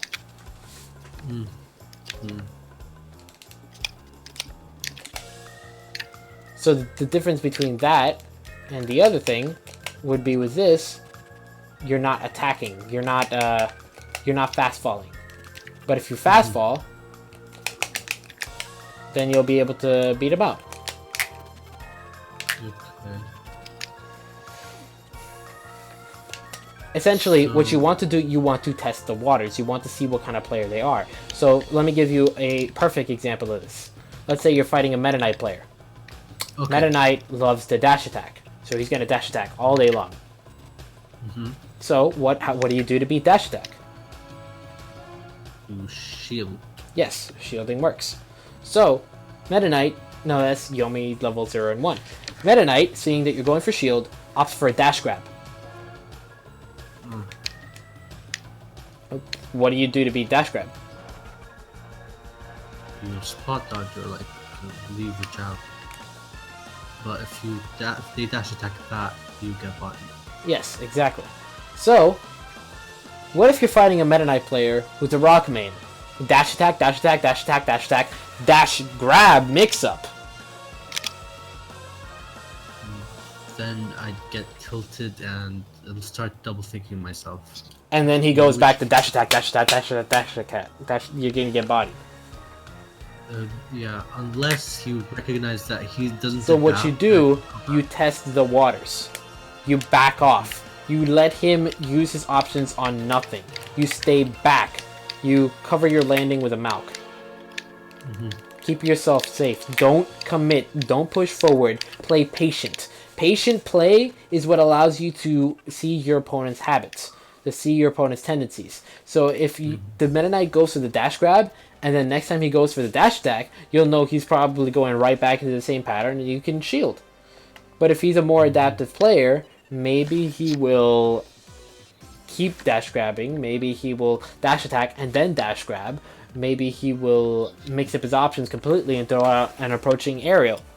And then things change up a little bit more, and then you have to double think yourself. And that's where you actually play a game of goddamn rock, paper, scissors. Oh, so it gets like back to a 33, 33, 33. Yes, exactly. And that's where people stop being predictable and neutral, and you have to actually play neutral. Oh, So, like, we're going to use this to transition into the talk I usually give about the four main playstyles. okay. Okay, so essentially, the way that I classify it, there's different variations here and there, but I organize most people's play into 4 quadrants. And Okay. they're divided into offense and defense, and passive play and active play. Okay. So, So because I can't demonstrate this because this lag is absolutely atrocious, I'm just going to talk a little bit about each one. So, let's say you're fighting that Meta Knight player who's constantly rushing into your face, committing to certain options, going at you with the dash attack or the dash grab. He is obviously playing offensive. He's going up into your face. But it's not just that. He is constantly trying to push forward into your space, into trying to take control of your stage. That you might think is just aggressive play, offensive play. This I call active offense. active offense. What active play is he is trying to take your stage control from you. That's his goal. Okay. He wants your stage control. And he's going to try to force himself to get it. Now, the other aspect of it, the offense, he is playing proactively. He's putting out a hitbox. He's making an anticipation. He's thinking, I'm going to rush in and I'm going to make a play. He's being a playmaker here. So, trying to play at a point where you can't react, or maybe just trying to rush in, he goes for the attack. That's active offense. So another player like Shulk might show off active offense by constantly going off with advancing nairs. Now, obviously, this playstyle is very dangerous because you are overcommitting to your approaches. You're pushing way too far forward. You're living life dangerously. And this is generally a high risk, high reward playstyle. You generally want to do this playstyle when you already have advantage, but there are some situations where this will end up working out. If your opponent is playing passively, you're always going to lose. Like if you push forward trying to take my space, pushing all the way forward trying to come out me with an attack, and I step backwards and put a hitbox in your way, you're going to get hit. If I'm staying this far back and I'm playing reactively, like throwing out a let's say you come at me with an attack and I just spot dodge, you get bodied. Or I roll or I hold shield, you come at me with the attack, you get bodied. And if you try running at me with a dash grab, I'm generally going to be able to react to it. It was like a spot dodge because you're coming at me from way too far out. You're not emphasizing your threat zone very well. So, this playstyle loses to passive play. Okay, so passive play is... Passive play is the counter to active offense. Now, what active offense is good for, if your opponent tries rushing at you with a defensive option. So active offense beats active defense, so like active Yes, exactly. Active shield. Because if you're trying to run and shield, and you're like pushing forward into me, and then I cross you up, you just gave me all your stage control. So I wouldn't say running back and forth is active defense. Running forward is active defense. Running back, not so much. That's more of passive defense. Essentially, you're trying to invade my space. So if you push too far forward, I'm going to cross you up. If you try to air dodge, and I just rush towards you with a lingering attack, you're going to get bodied. And I'm generally going to stay very safe. And alternatively, if you try rushing forward at me, and I hit you with something before you can react, that's going to beat you out. So generally, active offense beats active defense. Now, moving forward, you have passive defense. This is what people mostly consider passive play. They're going to stay back, they're going to hold shield, they're going to roll around, they're going to try to avoid combat. Ghostwalker is a good example of passive defense. They're trying to... Passive means you're trying to maintain your own stage control.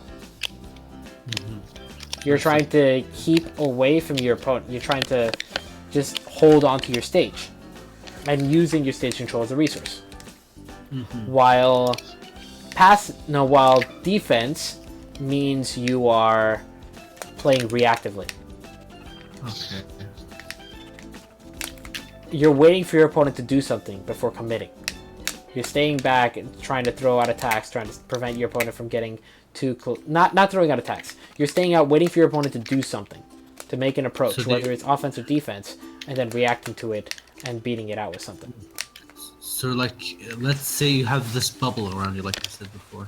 Yes. You have your own special bubble when you're playing passive defensive. and you're Not waiting for quite. them- When you are playing passive, you're trying to stay outside of your opponent's bubble. When you're playing active, you're trying to play within your opponent's bubble. Yeah, I get it. So it's like in the bubble, out of the bubble. In the bubble is active, out of the bubble is passive. So you're waiting for them to play actively. Like you're waiting for them to get in onto your bubble, and you want to punish that. Yes, exactly. That's why passive play beats active offense. Okay. So I get that because they're trying so hard to do something. Like trying, like for example, from your position, you try to dash attack me, and I'm waiting to shield, and I just punish that. Mm-hmm. That's kind of the beating it out. But that gets into the Yomi levels.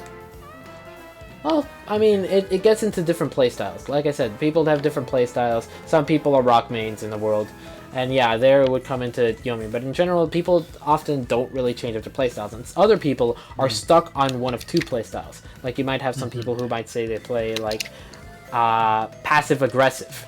Which is essentially, they play passive defense and then they play active offense on a trigger. Which goes into what I was saying earlier with stage control, with triggers. You trigger their reaction, and the reaction is to throw out an attack. Oh. So Cloud might fall into this. People like staying back, charging, waiting for you to approach, and then the instant you approach, they throw out an attack, lashing out at you. Within trying to control their bubble. That kind of goes into passive offense as well, because they're still within their bubble. Because their bubble is just that big. But if they push too far, like if you take a step into their bubble and then you step out of their bubble, they might try to punish you for that. That's footsies. So that's for it's like it's just this like Playing in and out at the edge of the bubble is footsies. Like, you know, in Melee, someone might run up to you and then wave dash backwards to bait an approach. That approach is the opponent trying to play within that bubble. They take a step forward, touch the bubble, and then wave dash backwards, so the opponent will be baited to try to approach them before they can react. And then, at that moment, you would punish their reaction to you trying to step within the bubble. So wait, it's like, let's say I'm Fox against like any character. I'm waiting, like I go in with the wave dash backward, like touch their bubble, wave dash backward, and let's say they do their attack and you go back in with a wave dash shine. Yeah, Is that how for it example. works? Or you can go in with soft nair into combos, and things like that. Yeah, I think I get it. But So- it's just that needs a lot of awareness. Now, going more into more detail, you have the ones that people don't often think of, which are passive offense and active defense. Where people often think of passive play as just staying back, playing defensively. But then what if I'm staying back and throwing out attacks? Like, you're trying to approach, I'm using the stage to my advantage and just throwing out attacks, which is what you do a lot with your back airs. Yeah. This is passive offense. You are controlling your control of the stage, your threat zone, and the stage behind you. You're using it as a resource, and you're taking a step backwards, trying to keep your opponent out of your bubble, trying to zone them with that. Okay, get it. So it's like more so like each different playstyle of four have like a different way with footsies and Yomi. Yeah, more or less. It's all these playstyles interacting is how you end up playing against different opponents. If you stay stuck in I'm gonna talk about active defense, and then I'm gonna talk about how this all correlates. Okay. Okay, so active defense, like I said, you're trying to take your opponent's stage control. You're pushing forward using defensive options, baiting out the reactions. This is often what people call bait and punish. Now, one of the more effective ways to do this is to play at the very edge of your opponent's bubble. Go in, use a defensive option to bait an attack or something, and then step out. Now, So this is the counter to passive play. If you approach slowly, like let's say you're playing passively, you're constantly backing off, you're trying to avoid confrontation. And I slowly approach. Like, I'm constantly, very slowly breaking through. Every time you step backwards, I step forward. Oh. And if that keeps happening, you're going to run You're out of losing- stage control. You're going to slowly lose your control of the stage. You're going to slowly lose your options. And then I can keep you at the ledge. Then I have limited options, and that would lead to like being edge guarded. Besides that, Is it- if you're constantly throwing out projectiles and things, I can like run forward or walk forward with shield, break through, like block your attack and then counterattack. Is this a bit like Fox? Because I feel like Fox does when I play passive this Fox take comes a little forward, and then I just all of a sudden he'll pressure, get dash attack, 4 attacks, or quick footstool. Well, Fox usually plays active offense. He can play active defense. They usually, a lot of these aggressive characters often just go hard aggressive. But then there's passive foxes as well. You can't just lump it into a character. Certain characters might be stronger in certain playstyles. Like you might think of Samus and be like, Samus has a really strong passive offense game and a pretty strong passive defense game as well, because she can use the threat of her charge shot to kind of coax the opponent into approaching and have to deal with her wall in her passive offense. But she also has a powerful active offense, more or less, because she gets so much reward off of making the approach and getting it. Although she gets punished pretty hard if she fails, she isn't able to force the situation pretty well. She does get a lot of rewards, so just that dash attack stuff going in, that's stupid. I don't know if you saw the Buzz versus Icy Mist. The only thing I saw was the dash attack of the. Yeah, that's some scary stuff. Yeah, I forgot the name for it. It was something spark something. Yeah, this lag is horrendous. Oh my god, I gotta keep mentioning it. Okay, okay, so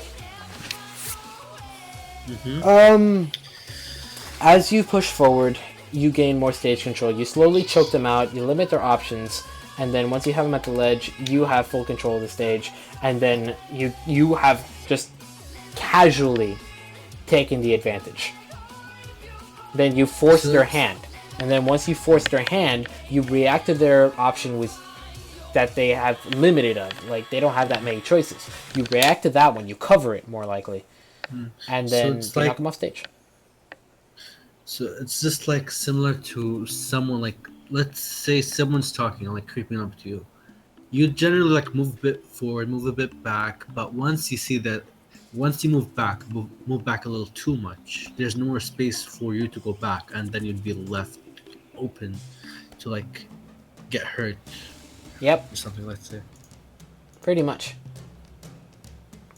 So, Yeah, I think that makes sense. now about how it all comes together. This goes back into what people were saying was, this comes back into what I was saying earlier with the rock mains of the world. There are people that are going to tell you, I'm a passive player. I'm going to stay back until you attack me. I'm an aggressive player. I like to run forward and push buttons. I play passive aggressive. I stay back until something happens, and then I just rush forward with an attack. Now that's all well and good, but in general, people like that are playing stuck in these certain playstyles, and it's your goal to determine what kind of player you're fighting and counter their playstyle. So, you got someone who's rushing forward pressing buttons, often emphasizing active offense, active defense. If you're trying to push forward, force an attempt to the shield. Now, what you can do is you can generally play in a playstyle that either beats or ties with both of the playstyles that the opponent is stuck in. So, if the opponent is constantly using active offense, active defense, you can play active offense. And you will always beat or tie with them. Just to think, so just from this, I'm thinking like, when you like want to test the waters whether they're adaptive or not, I feel like it's generally better to go for the option that ties with them, just in case they turn out to be adaptive. Yes. That's exactly it. And you want to go for the option that will either tie or beat them. And if they read that and you get punished, you recognize that they're adaptive, and then you realize you have to think a bit. They're more either about it. adaptive or they're sporadic. And you'll usually be able to tell when they're sporadic. Yeah, it's a bit like... It depends on how holding much credit you want to give your opponent. I feel like I give a bit too much credit, whether they like, especially like, as I said, like the scrubbier players. I give them a bit too much credit, put me on tilt, I double think, and it all goes down from there. But yeah, that really does make sense to me. But so it's more so that you have to think about what they're doing, the counter to it, or whatever ties with it, and opt for that just to like recognize what type of player they are. Yes. So, once you find an opponent that plays adaptively, that is kind of trying to play around your playstyle as well, and who switches around playstyles depending on the curve of the match, then that's when you need to vary up your playstyle depending on the situation. But otherwise, if you're playing a player that stays stuck in one playstyle, why do you have to change? If someone's always playing Brock, why do you have to play anything but paper? The guy throws out one scissors and goes back to Brock, you can still play paper the entire time and win. You don't have to adapt if they don't adapt. Yeah, that really, really does help. Because I see it, like, in my head, I'm imagining it. For example, let's say a knight just comes up forward and forward airs. One time he decides to run up grab, then goes back to approach a forward air. Yeah. Why do you have to do anything other than shield if they're just going to short up forward there like it's sheep? Exactly. You don't have to do anything. You're going to get hit with one grab. What do you do? If he's going to keep forward airing, you're going to win overall. Yeah, that really does make sense. And the same thing But applies to playstyles. If the person's always going to be rushing forward and pressing buttons, you don't have to do anything but play back. There was a set that I played this was a money match, a set of money matches that I had with two Roy mains. One was what's that the really well-known Roy main? I forgot his tag. I hope you know who I'm talking about. He's been a Roy main since Melee. Oh, I'm sorry, I don't know. But, okay. So, this Roy man, what about him? Give me 1 second. I swear I'll be able to... Cessalon, that's the guy. Oh yeah, Cephalon, of course. Okay, so I money matched Cessalon. And he was an active player for the most part. Okay. And he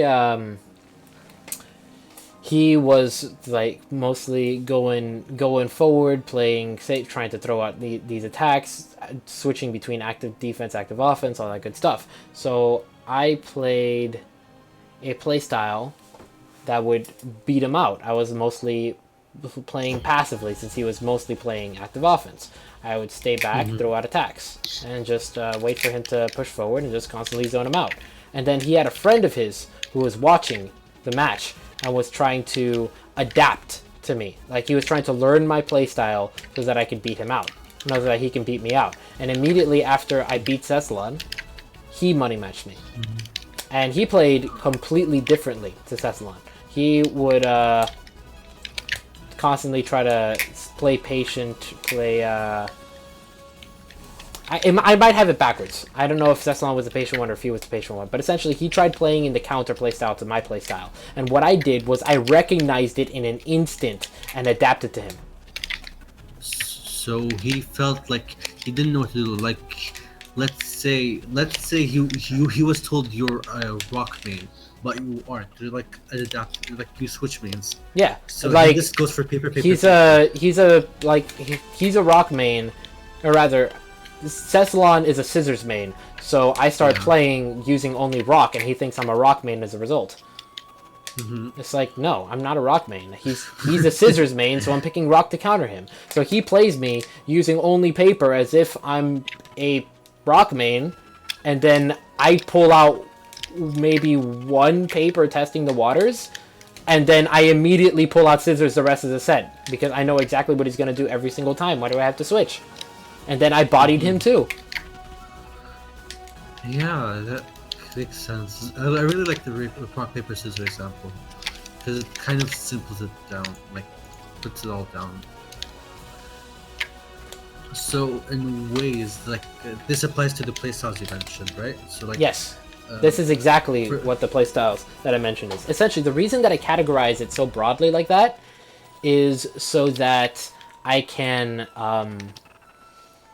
recognize it on a dime. Although I might not see the exact example, and also different things don't have their exact counters. Like, for example, if I play active... Stop for a second. If I play active defense, I can have different ways of doing that. I can play on the border of your wall. Like go in and out, just constantly trying to force you back. I can run forward and shield. I can run forward and spot dodge. I can run forward and air dodge, or maybe jump and air dodge, then do a landing attack. I can use mals, or not mals. I can use mail, intangible landing. There's so many different ways that I can do this. I don't have to do it just in one way. But there are general options that you have that will beat these options. Like, against all of these options, I'm trying to push forward and use a defensive option. So if you cross me up, then I just lost what I'm trying to gain. I took what you had and was left with what, and you have what I had, which is often going to be better. Because I'm pushing forward. You're pushing forward against me, we're trading spots. And if that works out in your favor, then by all means, right? Yeah, I get the line of thought.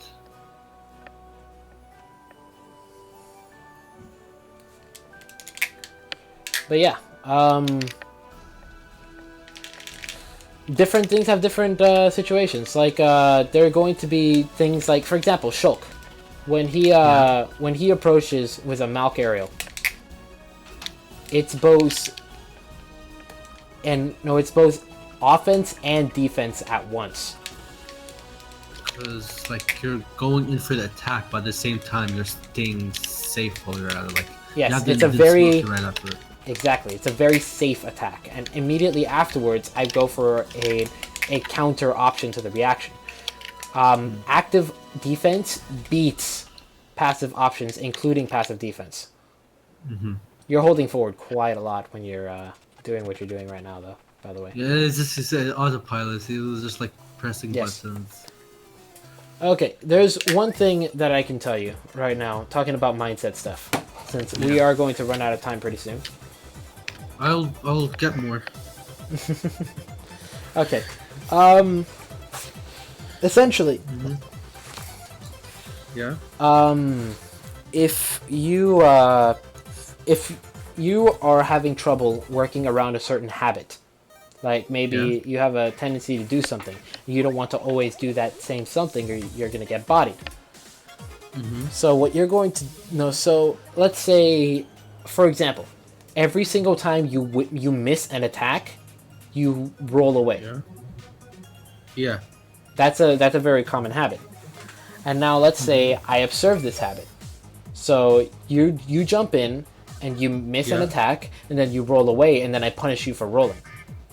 Yeah. So you wanting to adapt, you wanting to stop that habit, you tell Yeah. yourself, I want to stop. I need to stop rolling.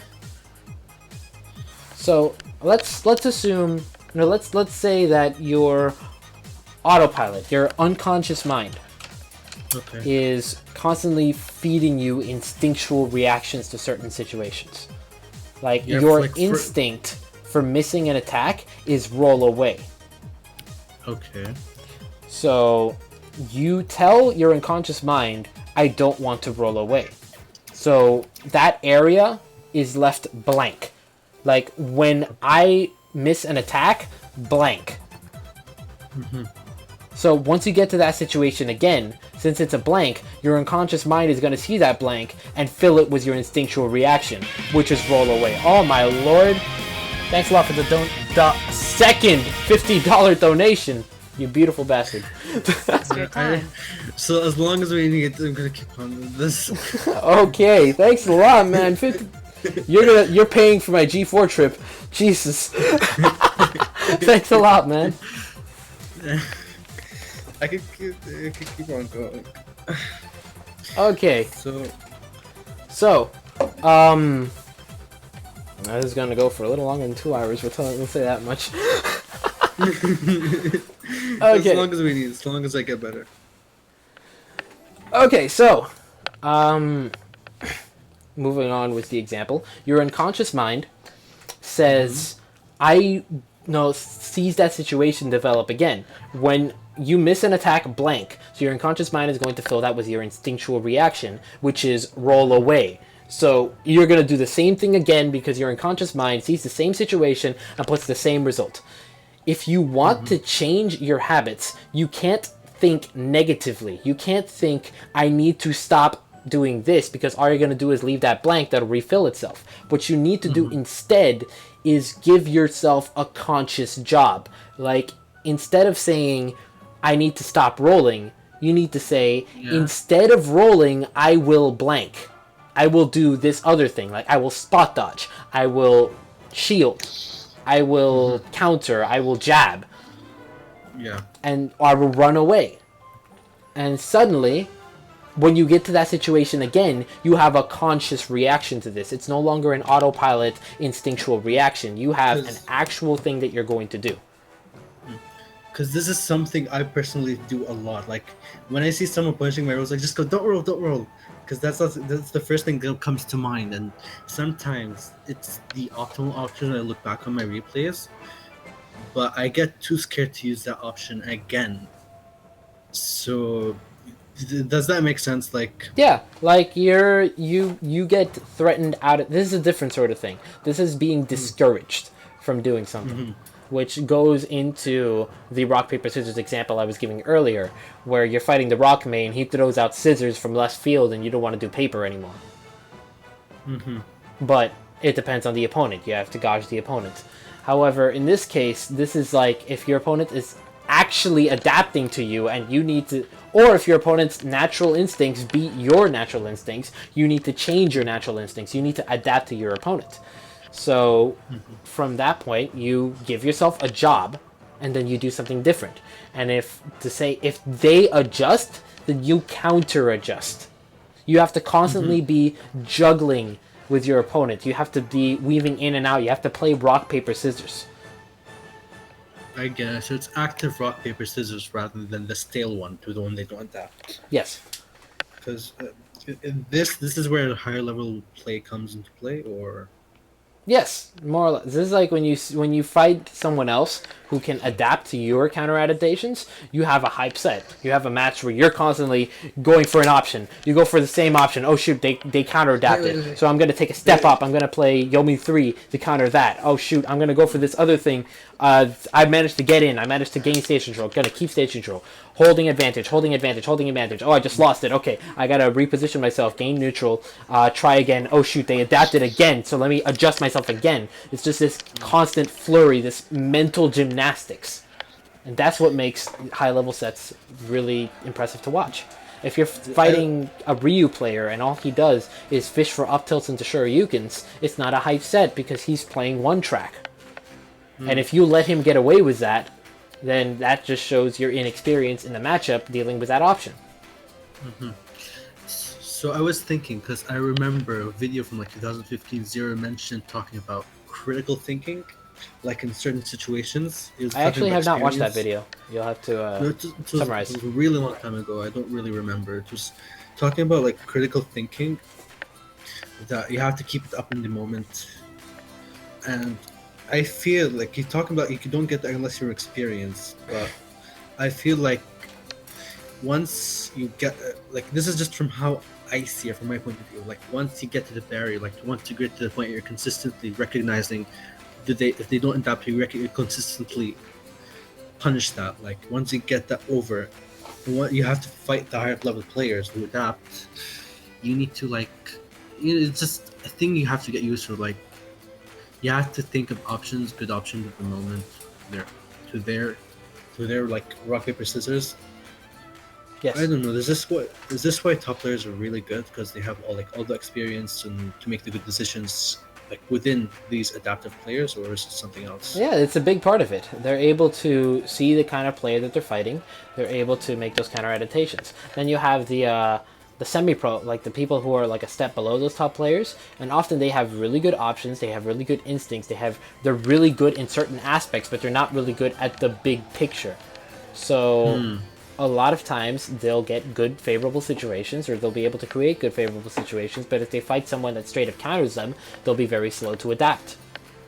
And that's why the top players are always a step ahead. Yeah, that really makes pretty good sense to me. So it's a thing you have to like keep working on until you get it down.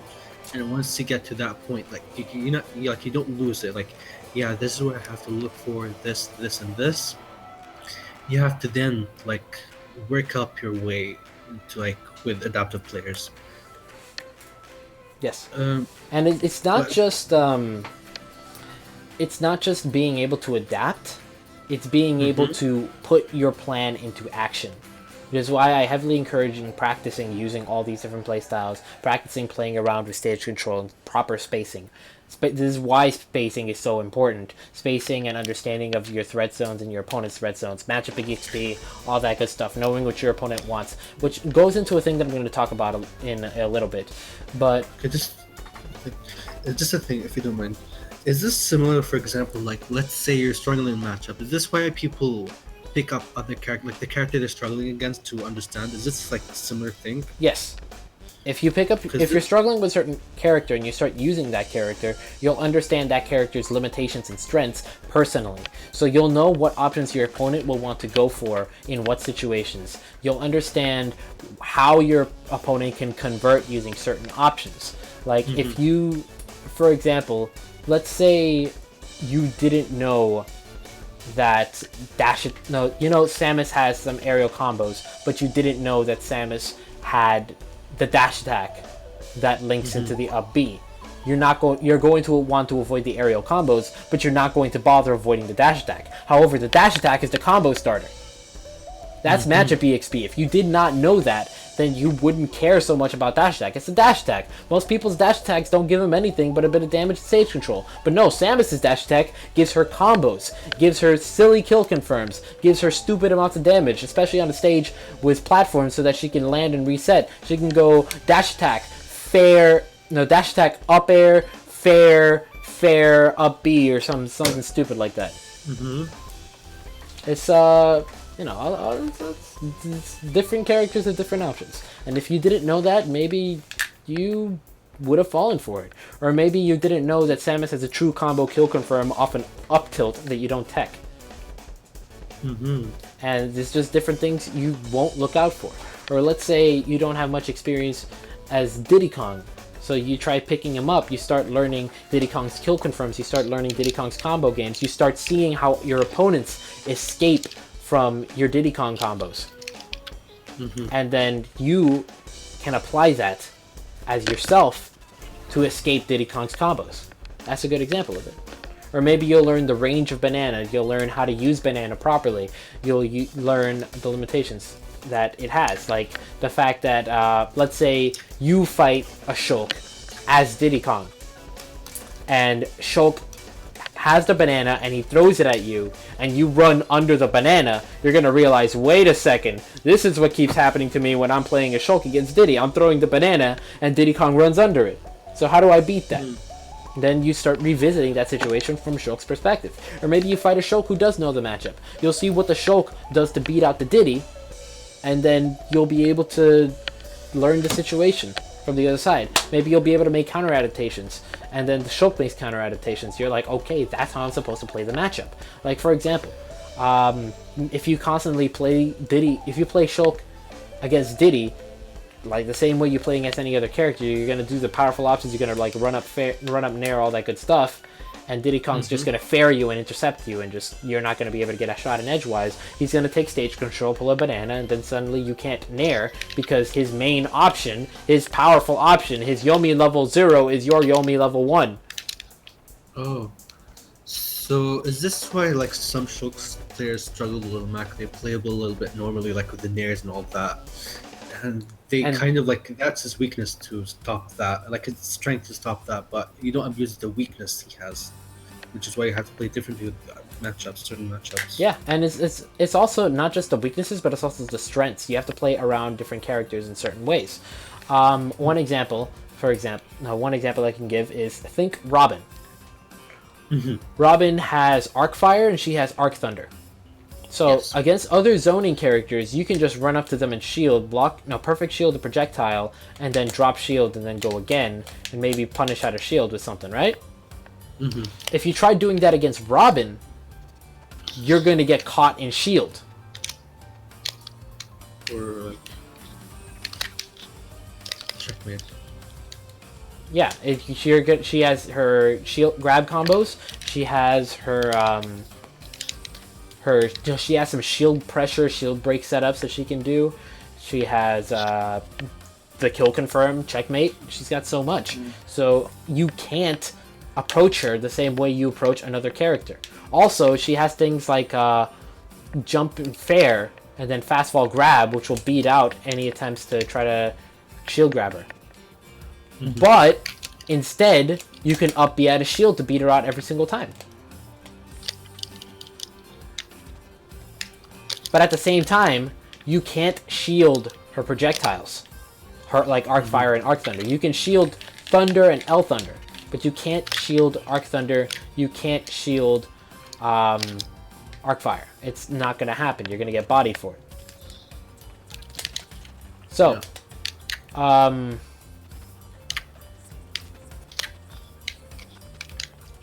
essentially, what you want to do instead is you want to play that in another way.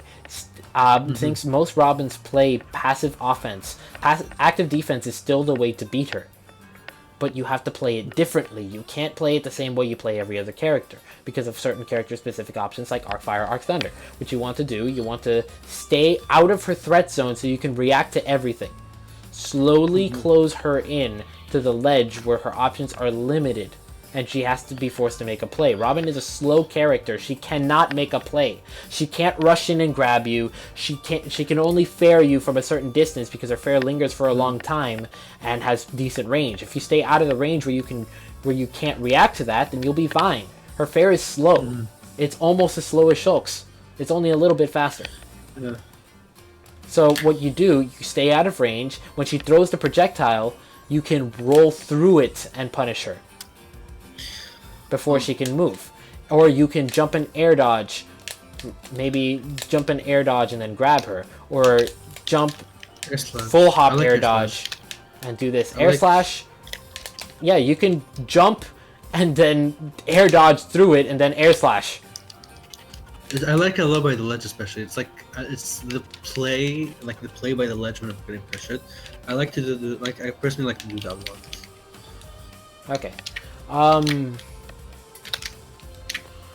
But yeah, once Robin is at the ledge, you have full control of the stage. And that's something that a lot of people don't realize when dealing with zoners. They try pushing too far forward, they try crossing people up, and it doesn't work against zoners. That's not how it's supposed to work. Well, instead, if you control the stage, then it becomes almost impossible for Robin to push forward back onto the stage. She's going to get bodied. So that's how you block a character's weakness and not let it use its strength. Yes. So you use the weakness in a way that it put them like other characters would deal with it better, but this character specifically would struggle, would not have their strengths that they're like how the character is supposed to be played. So you put them in a position that they can't really do a lot, and they'd end up getting heavily punished. Mm-hmm. Yeah, that makes sense. I see how it links together. So it's just really important to know the key things that they have in a matchup, the key things they have in general, and you have to work your way around it. Yes. So this goes into studying characters, studying Matchup experience, yes. That's also a very important part of fundamental knowledge of the game. Knowing your opponents, knowing what the character wants. Because what the character wants is not always what the player wants. Mm-hmm. And this goes into a concept called weighted rock, paper, scissors. We're going to take the rock, paper, scissors dynamic that we had before, and we're going to change it a little bit. This goes back into the discussion I touched on earlier with Mario's dash attack and Mario's dash grab with risk versus reward. Yeah. So, I want you to imagine we're playing a game of rock, paper, scissors. First to 5 points. However, if I win with rock, I get 3 points. If I win with paper, I get 2 points. And if I win with scissors, I get 1 point. Okay. So you win. So you take 3 points with rock, two with paper, and 1 with scissors. Yes. Okay. So in this situation, it would be the highest amount of reward for me to go with rock. And you can play around that by picking paper. However, if you pick paper, you force me to go scissors. And I'm going to keep getting those 1 point wins. And eventually, if you keep picking scissors, if you picking paper because you're scared of rock, and I keep picking scissors, I'm going to win off those 5 points all on scissors. Yeah. So it's like for me, I'd get scared of the rock. Like I'd say, oh my, I have to go for like paper. I have to go for paper, because I don't want him to get that. Because like that's the obvious choice. So Yes. you have to go for scissors.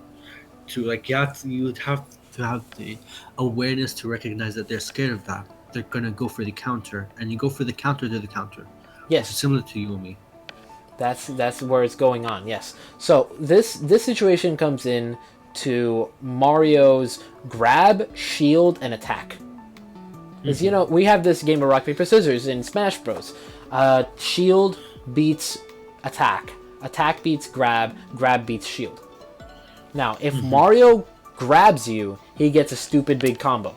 If Mario successfully blocks an attack, he can grab you out of shield or attack out of the shield, depending on the situation.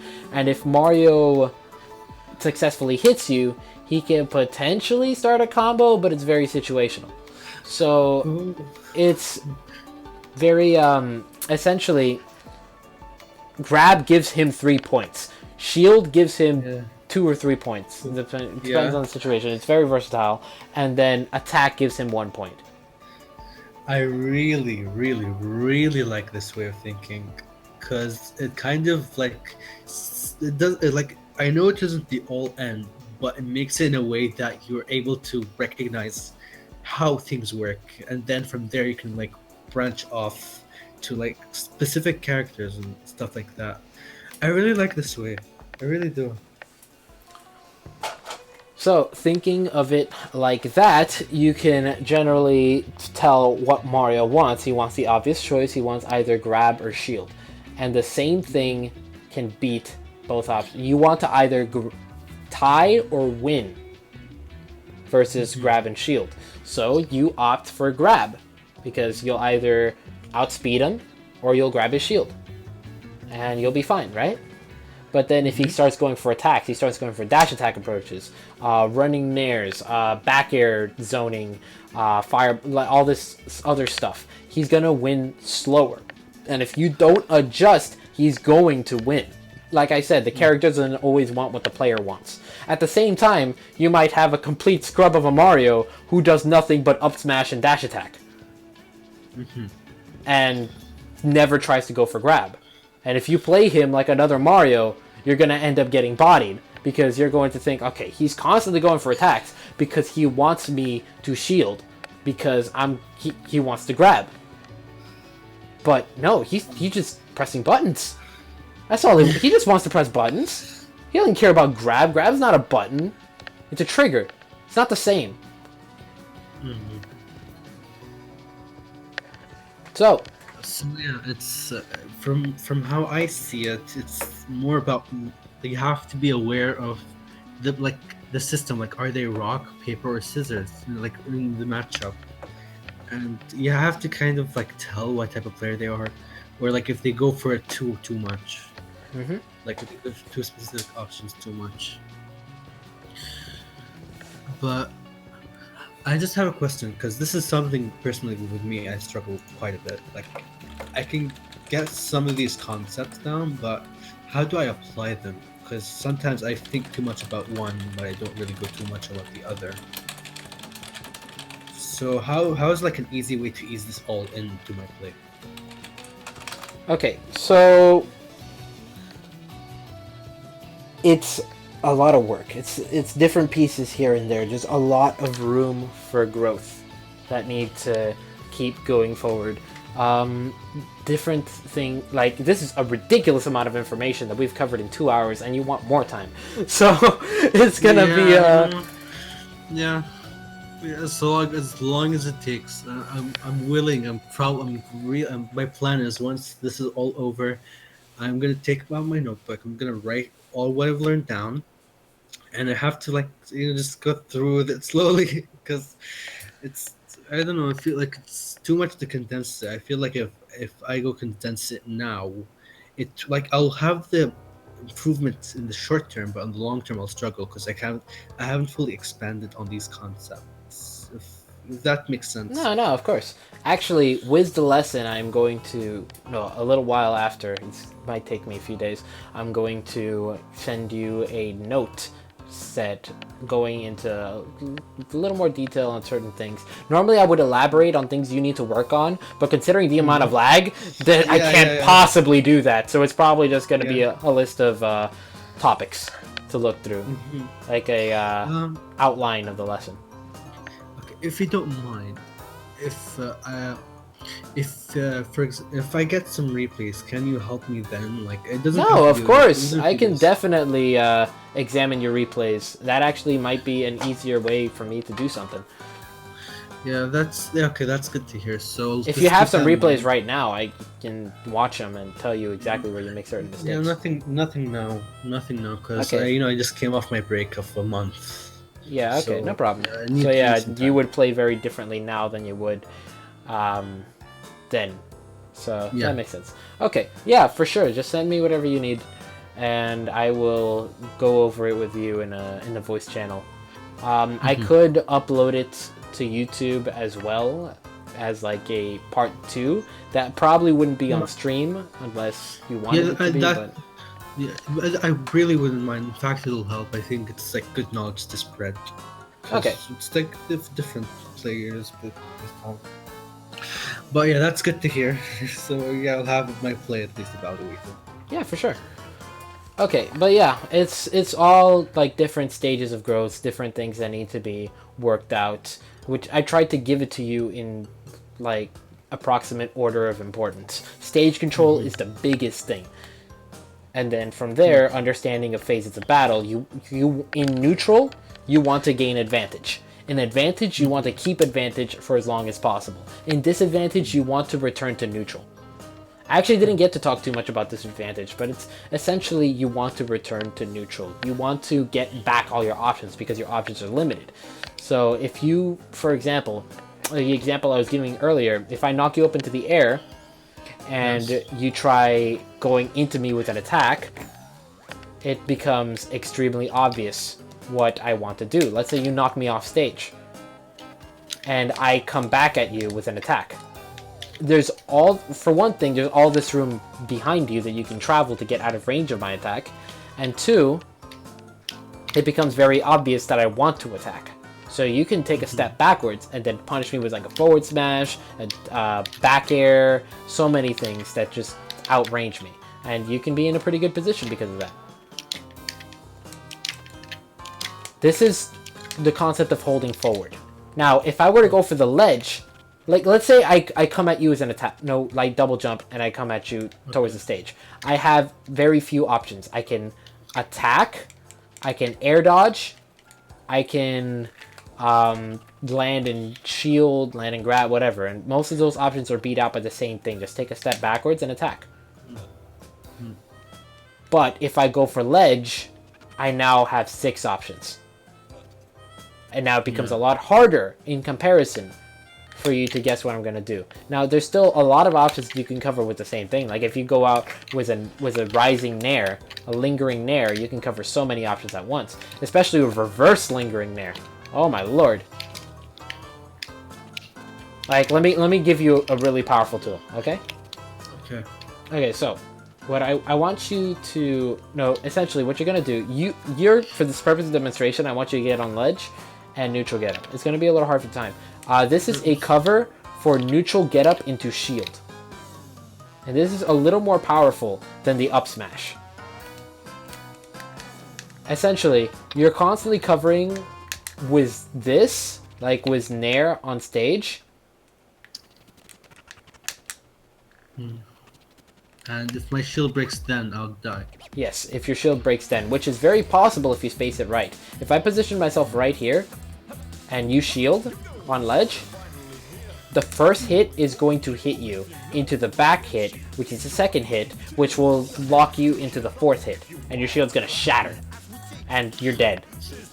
So yeah, and that isn't common. So not many people are going to react to it. They're going to keep shielding. I mean, no other character can really do that. It's like they're not going to expect Shulk to just completely break your shield with a single down smash. It's very difficult to do in lag, but it's a really powerful option. Optimized down smash. And that's one thing that you can do with the nair cover. If you see the person timing it in a certain way, you can also fast fall to gain back your options by putting yourself in landing lag. If the person jumps, you have the long scoop of this covering that. If you roll, you can move towards them as they're rolling and then combo them towards the stage. Oh, so like if you like, for example, if you like near in your place like this, and you click, and you can back throw them, and then they'll go back in the bad position again. Oh, actually, get Shulk. The second hit locks into the fourth hit with only like a third charge. It's very little charge needed. Like all you got to do is this to lock. Watch. I want you to try to shield. Okay. Oops, sorry. Just like You will not be able to drop shield. you can try that again. Just Yeah. less What charge. I want you to shield, shields and up. then after the second hit, try dropping shield. Okay. I mean, after the first hit, try dropping shield. Oops. Okay. I'll shield now. You can't do it. That's why it's so strong. Yeah, because then they're locked and they're just gonna get like wrecked. So, like if they don't die, like if they landed like I did, and you're in Buster per se, you can go for like near to with the activated forward smash, and that killed them pretty. Or early, even just especially near with to that fair to position. fair in jump art or something. Yeah. That's some really stupid setups you can get with that. Yeah, I like it.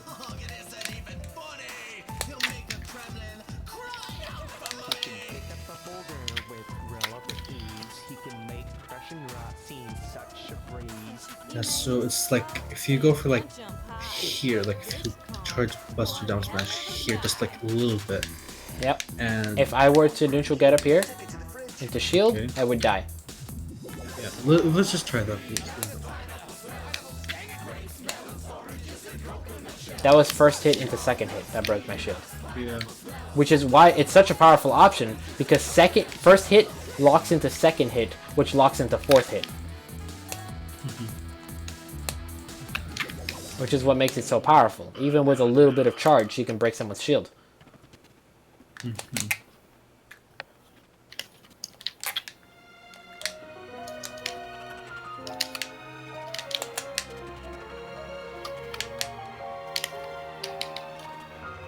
But yeah, ledge coverage options is something that's that goes into option coverage. This goes back into talking risk versus reward. Different options will give you different varying amounts of reward. Generally, you want to use the option with the lowest risk and the highest reward. This is why things like Witch Time is so busted, because it's low risk, ridiculously high reward. It's like any percent, it's just dumb. Because like if you just get one, and let's say unless they know how to STR pretty well, and they just get failed. it doesn't even matter. They just get stupid amounts of percent. Yeah, if you don't die, it's just like 60% off. Then it's everything just goes downhill. Unless you're like, unless the Bayo's like too aggressive for Witch Times, or like too greedy for the things like that.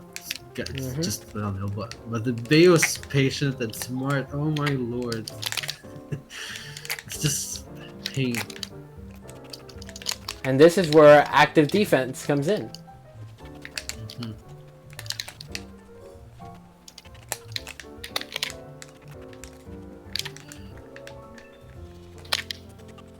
So when active defense comes into that, it's just you have to like play footsies and mess around on it. Yes, you have to bait the reactions and cover. They have to recognize that. They have to recognize that and play passive. Then it just goes like back to the rock paper scissors. But that is if they recognize. If they don't, you can just abuse that. Exactly. So, like, That's once why you get to can the get level, around so many Bayonetta players by doing nothing but I'm actually finding it very impressive that you're B reversing in this much lag. So basically, there's two types of water. There's the flowing clean water, and then there's the muddy water. The muddy water you can like purify, and then there's a flowing water in which you have to contaminate, but you don't know how. That I think I'm not sure what the analogy is for, but oh my god, this like I'm afraid I'll go off and play off. I'm yeah. like, oh my god, wait, I was supposed to react to that, but I can't. This is why I'm mostly just having my controller down, because this is not worth it. Yeah, it's... Yeah. Yeah. Yeah, get shelled. I actually had someone, he said he's noticed my movements were getting a lot nicer, crispier, since he remembered from 6 to 9 months ago. Yeah, my movement has improved dramatically, and a big part of that is understanding of stage control and the threat bubbles and all that good stuff. Since I know where to be, that's the important part. And all the other stuff just comes into play based on that. Like, I don't walk too far. I just walk as far as I need. I don't waste any movements. Everything has a purpose. When I waste a movement, it's because I made a mistake. So is this like for Glory Falcons, just dash dancing back and forth, like just to like use as mind game? Like they're Falcon, they can do that, but they don't really use their purpose. Because I know that a lot of people do that. Like they just go for it, but they like once I intercept that, they don't know what to do. Yeah, exactly. They don't know how to get around it. I mean, they don't know how to beat people that know how to get around. Because when you're doing these dash dance shenanigans, it's important to realize you can't shield. So if you're holding jab, or if you come in with a nair, like just a straight up nair, and they can't shield with that, they get combo, they get punished, and downhill from there. But I noticed something like top players. It's not like it's a neutral either goes on for little or they go for long. Like it's I mostly see the punishes. Like Yes, exactly. That's because better players are better at keeping their advantage. This goes back into what I was saying. Essentially, if you are, let's say, there's 3 ways that you can improve in general, and this goes back to the phases of battle. It's not just about getting better in neutral, because there are players who win in neutral consistently and yet still lose games. It's because their neutral might be good, but the way they play in advantage and disadvantage are weak. A lot of players can get away with playing well in neutral and well in advantage, but weak in disadvantage, because they never fall into disadvantage, but the one time they fall into disadvantage, they lose a stock because they don't know what the hell they're doing. This is a lot of intermediate and advanced players. So let's say... okay, so this is a big reason why Nico is such a strong Shulk player. He's pretty good in neutral. Maybe not the best in neutral, but he's pretty good. He's pretty patient, and he can convert pretty well. And then he gains stage control, and then he holds on to it for the rest of the stock. This is what makes him so powerful, is that stage control that he holds on to. This is what Nico does that most other Shulks don't do. This is what I've started doing, is just controlling the stage, taking advantage and keeping it for as long as humanly possible. I've had games where I've won with only 2 advantage states. One for one stock and the other with the other stock. And I never lost the advantage. This is what I've been working on. And this is where patience, risk versus reward, stage control, and consistency of actions comes in. Because maybe you know what you want to do, but maybe you don't press the right buttons, you end up throwing it, you make a mistake. Like you wanted to forward tilt, but instead you forward smashed, and now you're in lag, then you're not able to cover the opponent because you missed.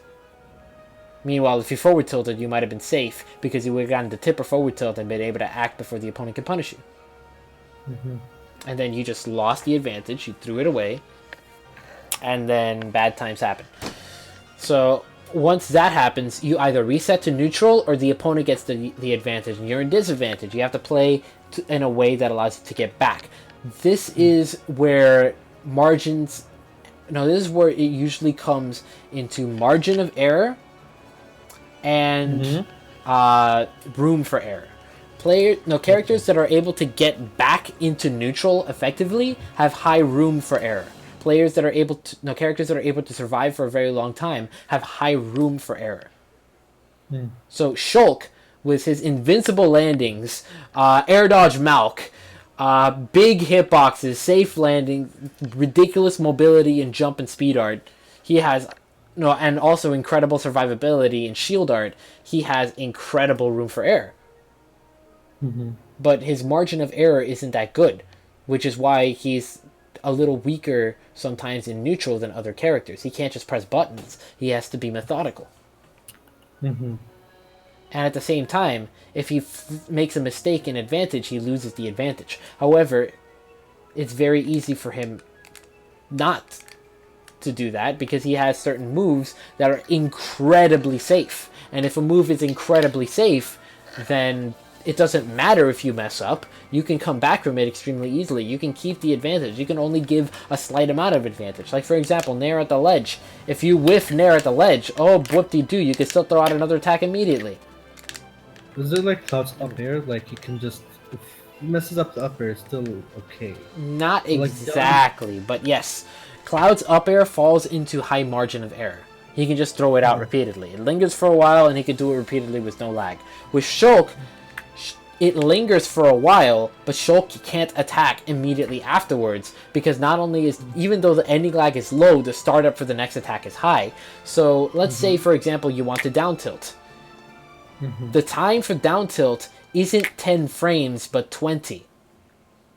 Not including the amount of time it takes to land. Meanwhile, what if you want to do something else? What if you want to do another Nair? That's 10 plus 13 plus the amount of time it takes to land. So it's 23. Yeah, that's Then the landing. ridiculously slow. The opponent can punish you for that. This is where Shulk's frame data is a weakness. It's not for initiation, it's for relentless assaults. A lot of people think Shulk can't do anything, that Shulk is vulnerable to getting beat out of everything because he has poor frame data. No, that's not what it means. It means he can't relentlessly assault, but he still has that one opportunity because he's got great range, great mobility, and great safety. And that range, mobility, and safety puts him on a level that it puts him in a position that a lot of characters can't deal with. And that's why Shulk is still a solid character. That's why even with this enormous weakness that is his frame data and the lack of being able to just throw out attacks safely, he's still a very powerful character. So I get what you mean. Like, even though he can't place rush down so much as like other characters, he still has his other strength. Though it's like the misconception that everything Shulk does is gonna get beat out because but that's not the case. Because Shulk still has all of these other things and all these opportunities. This one opportunity can just like if I wasn't jumped here, I would have like nair air splash and like nair fair. It's just done. Once you get to confirm, you're good.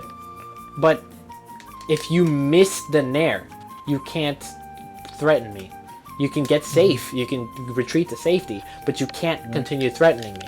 Meanwhile, let's say I'm Sheik, and I hit you with a landing fair, and then I immediately jab. What are you going to do about that? I can't really do anything about that. Yeah, Sheik has a high margin of error. She throws an attack, and even if she misses or it's blocked, she could throw out another attack before you can do anything. Because that's the kind of character she is. But if she gets called out for making a mistake, then... No, rather, by that I mean the falling fair is not considered a mistake for her because she can continue threatening you. But then if she actually makes a mistake and gets called out for it, then she eats so much. She's in such a bad position because even taking as low as 20%, if she takes 20% 3 times, she's almost at death percent. So a single buster back air is enough to put her in a crying mood. Because it's like just one move takes away like a third of her life, not like potentially like her. Just that alone is just 18%. So if you do that 3 times, Sheik's about to die already. All you gotta do at that point is just smash attack up tilt and she's dead. If you have rage, you like purge and it's just all done for. Like even 2, you can just go for 2 buster back and just purge right after that. In rage. Because rage is done with shit. Yeah, especially it's purge. stupid. I love purge. So, okay, let's take a short break, 5-minute break. I'm gonna get some water, calm my voice a little bit. Yeah, that's not a problem. And alright, be right back. Okay, just tag me when you're there and we'll get another.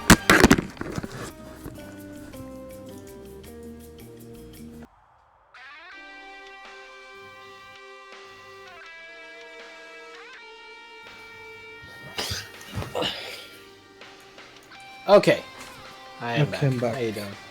Oh, we both got back at the same time. Awesome. Yeah, I just saw that you were looking at your group. Okay, so going back into what we were talking about earlier. Let's see if we can move on a little past this. That was, for the most part, most of the important stuff dealing with fundamentals. Maybe there was some stuff that were glazed over a little bit here and there, but I mean it's such a broad brush. So essentially, like I was saying earlier, the way you end up improving with this is you need to take everything a step at a time. You need to be able to grow in different aspects. You need to improve your neutral, which you will do so by understanding the four main playstyles, understanding stage control, working on footsies, knowing matchups and like the extensions and all that good stuff. You need to improve an advantage. You need to get your confirms to more consistent. You need to learn your combos.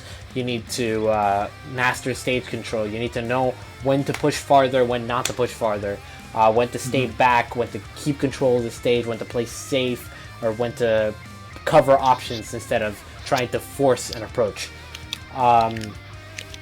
You need to know not to throw away your advantage, first and foremost. It's like that. Like if I do that often, that's gonna keep throwing my advantage away. Because like Advancing back air is a powerful tool against a retreating opponent. But if your opponent is not retreating, advancing back air is gonna get you screwed. like in that position, like I shouldn't do that by the ledge. By the ledge, I should like near. Yeah, and like, by the ledge, your opponent has no reason to retreat. Like, considering what I just said, advancing back air is good against retreating opponents. Why am I going to retreat if I have nowhere to retreat to?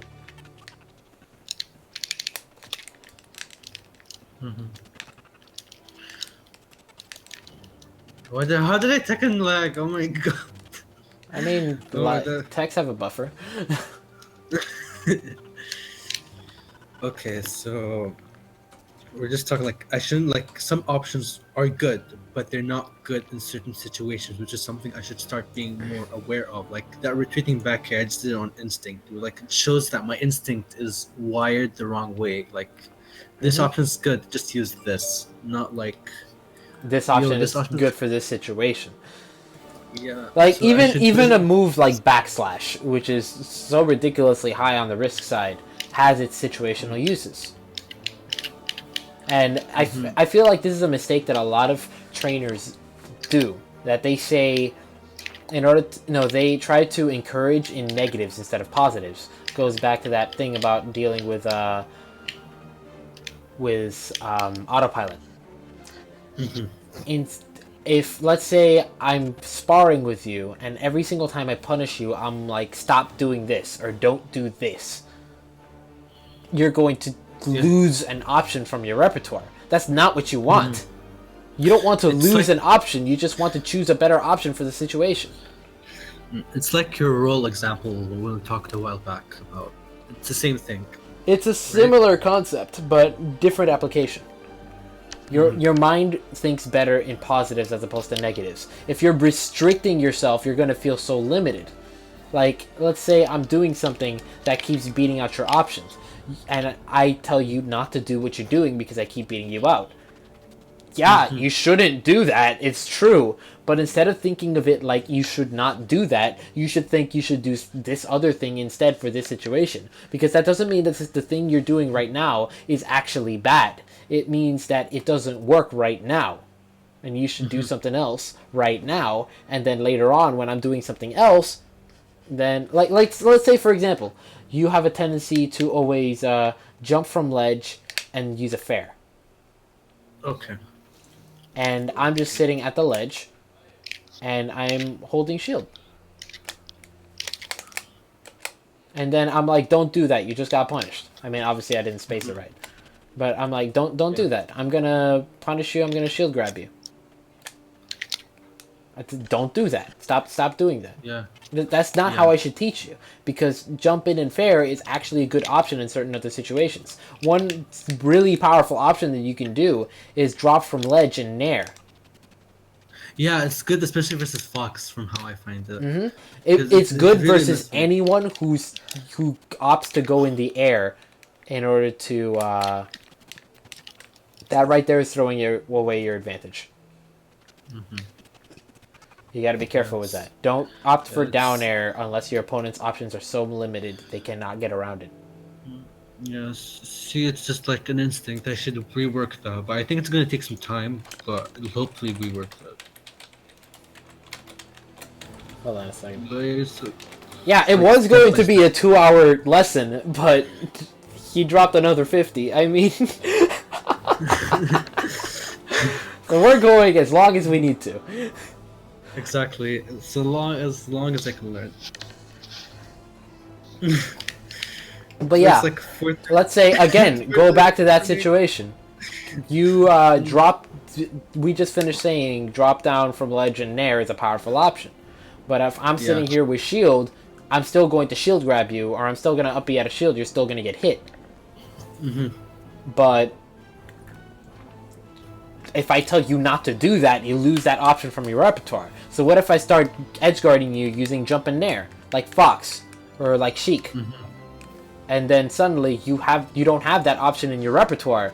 So what are you gonna do? Yeah, it's like That's once not how you get should the- teach someone. It's like teach them. No, this isn't good here, but it's good here. Yes, But in this I'll say situation- instead. No, if your opponent is shielding, then you should not do this. Instead, you should do this. Like instead of going in with the drop down nair, you could honestly just drop down and footstool off their shield before they can react, or you can drop. Or you don't even have to drop down. You can neutral get up. Because unless they're standing within grab range, because if they're holding shield at that position where you're at, then they can easily shield. But if they're slightly back, then they can't standing grab. They have to drop shield before they can dash grab. So from this position, if you're doing that, I can just air dodge through. If you are holding shield at a space distance, I can neutral get up. If you are standing right in front of me with shield, then I can jump over you and just easily escape. If you're jumping, trying to throw out a lingering aerial, I can nair. Everything has counterplay. And if you're staying too close, throwing out a hitbox like jab, I can get up attack. Or I can do something even worse. Yeah, it's because some chokes I've seen like up smash way too close to the ledge, and sometimes it can just roll through it. Like Not only up that, smash from but here- like for example, Pikachu. Pikachu, if you dash straight to the ledge and up smash, Pikachu will fall out of it. But if you're in that position, Pikachu will get caught. Not quite in this position. Because from this position, you're only hitting with the 2-frame hitbox, which means it's very easy for me to get up and shield. However, if you're a little bit closer, you'll hit with the inner hitbox. And here is the good one. Oh, that was still the 2-frame hitbox, but I swear you're close enough to hit with the other one. Also, the benefit from this is from that position, you can cover not only neutral get up, but you can also cover roll. From a lot of characters. Because like it's the pop-up hitbox. Like I like reverse up smash. Yes. You will cover the roll with the pop-up hitbox with that if you time it right. It was a bit too early. I mean, it's going to be impossible for you to react to it in this amount of lag. Let's not even try it. Definitely. It's not worth it. But Yeah, because it's just like a headache. you over know what nothing. works. I know it works. Everyone knows it works.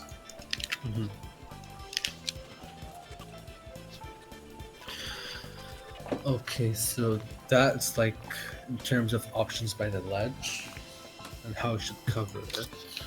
Or is there like there's like more detail to go with it? I mean, there's also up B out of shield. Or just up B at ledge. Oh yeah, yeah. There's that, but like it covers a good space because like that, and they stay for too long. But yeah, I generally have I struggle sometimes. Like if they linger too long, I personally struggle with punishing that times. Even with down air, I don't feel like I'm spacing it right. Because you're doing it when the opponent can react to it, oftentimes. It takes a bit of anticipation, but... Also, another powerful tool that you can use for edge guarding purposes, particularly against people that hold forward, is the very classic, stupid edge guard. Oh, that one. This is, yeah, Buster backs, like jump backslash. If people hold forward, they die.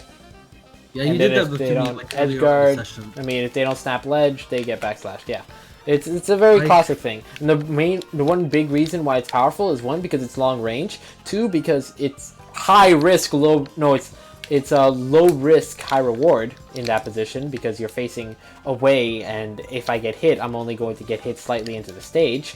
And three, it covers evasive options. If you air dodge, you will land and the hitbox will hit you right when you land. So it's a really powerful option. Yeah, that's good because like it covers a lot of the options, and unless they anticipate that and go for the option it doesn't cover, it's okay. But generally, it's like this safe option per se, because it's like if you put them in a position that's unlikely that they'll do that option. Oh yeah, I wanted to mention something. I don't know how, but at times like I have this weird instinct. I don't know what it's called, instinct. It's like certain like if I stay certain distances by the ledge, I kind of know what they usually go for. It's a bit different, but that led to me like doing a lot of up smashes by the roll, and yeah, that's led to me tunnel visioning a lot. Okay. Well, actually, there's one. You reminded me of something that I wanted to talk about. Okay, so let's go back to the very first thing we were talking about, stage control. Stage control. Okay, so let's say you're holding the advantage, you're covering the ledge, you knock the person off stage. Now, from this position, the opponent's options are limited. They want to reclaim center stage, but in order to do that, they have to get past you. And from this position, you have all the room in the world to stop them from doing so by backing off slowly and by throwing out safe attacks that they can't possibly react to. That they can, that it's dangerous for them to try to get through you. Now, from this position, they'll do exactly what you just did and opt for the safest option, which is neutral getup. So if essentially by playing at this distance, the distance that covers roll and covers jump in and covers base attacks like fair from ledge, nair from ledge, get up attack, all that stuff, it will condition the opponent to play at ledge with options like neutral getup. And from there, you can start specifically covering neutral getup. Again, the option roll, just like Shulk is really good with it, like up tilt, up smash. Unless they like roll with it, like which is something you've conditioned them not to. Like you conditioned them to neutral getup, not Like, to roll. why would I roll into you? But I would, because it's Yomi level 3. It's the ballsy play.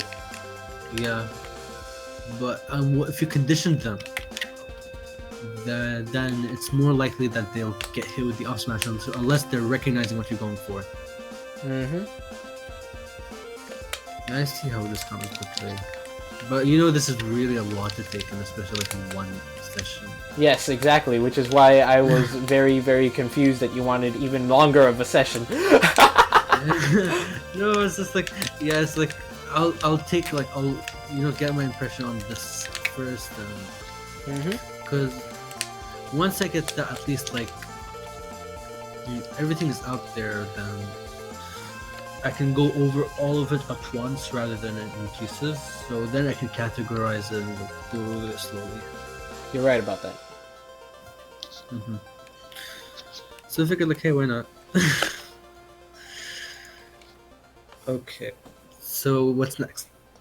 Okay, so next, now that there's somewhat of an understanding of fundamentals, even though you still have to internalize it, you know it textbook wise.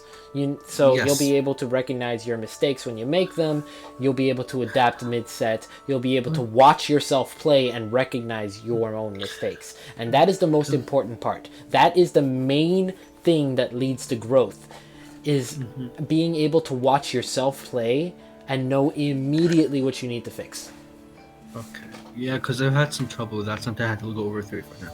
But you reminded me. Sometimes I remember having these problems like before break. I just remember now. I play too much on paper, if that makes sense. Like I always go for I play too much on paper. Like, yeah, this. Yeah, just go for this option. I don't know, it's the way I'm used to playing. I don't really know my way around that, but I've gotten punished like by players that are above me. Okay, you mean essentially you've been overthinking the situation? Yeah, Like exactly the would- example I gave earlier was the rock main and the tilt. Yeah. Yeah. Yeah, that's something that you should be able to recognize now. Essentially, when you get to that situation again, instead of being tilted, which honestly is another thing that I need to talk about. Mindset is one of the things you wanted to talk about. Thanks a lot for the follows, by the way, guys.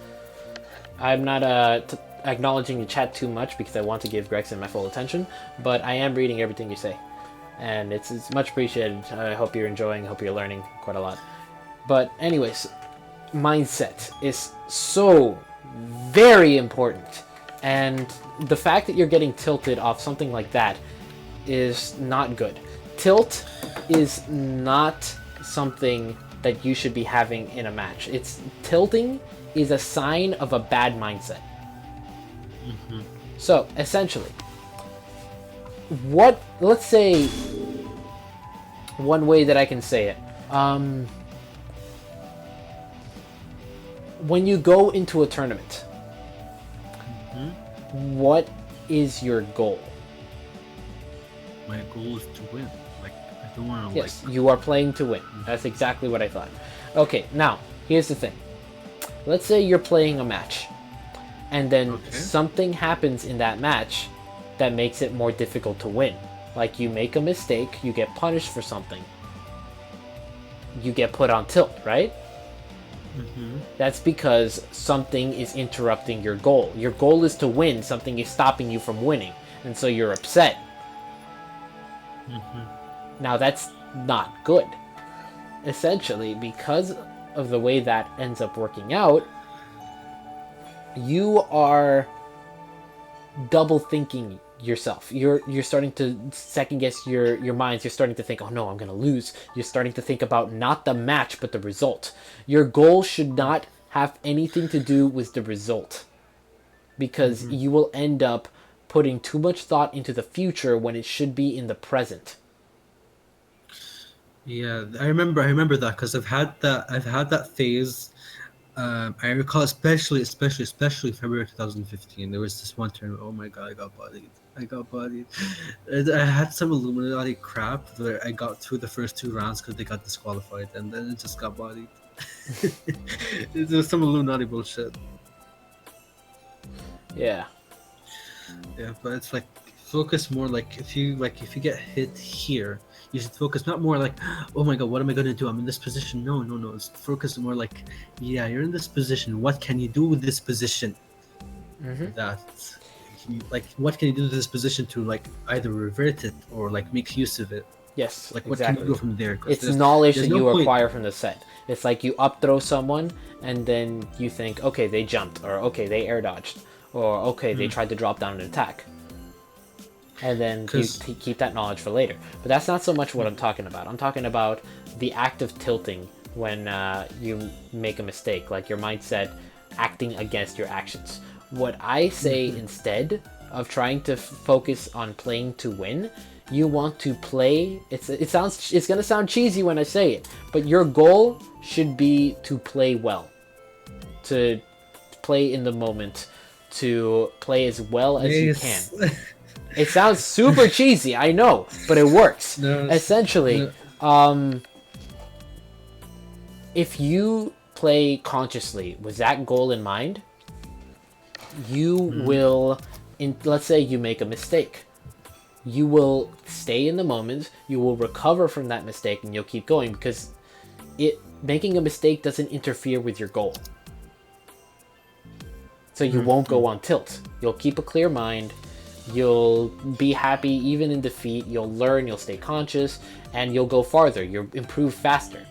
And you'll win easier. Because that tilt, every single time you tilt, you're putting yourself further away from victory, which makes you tilt even harder, which puts you further away from victory, which makes you tilt even harder.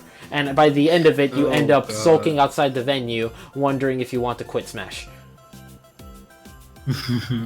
Yeah, I've had that problem before. it wasn't pretty.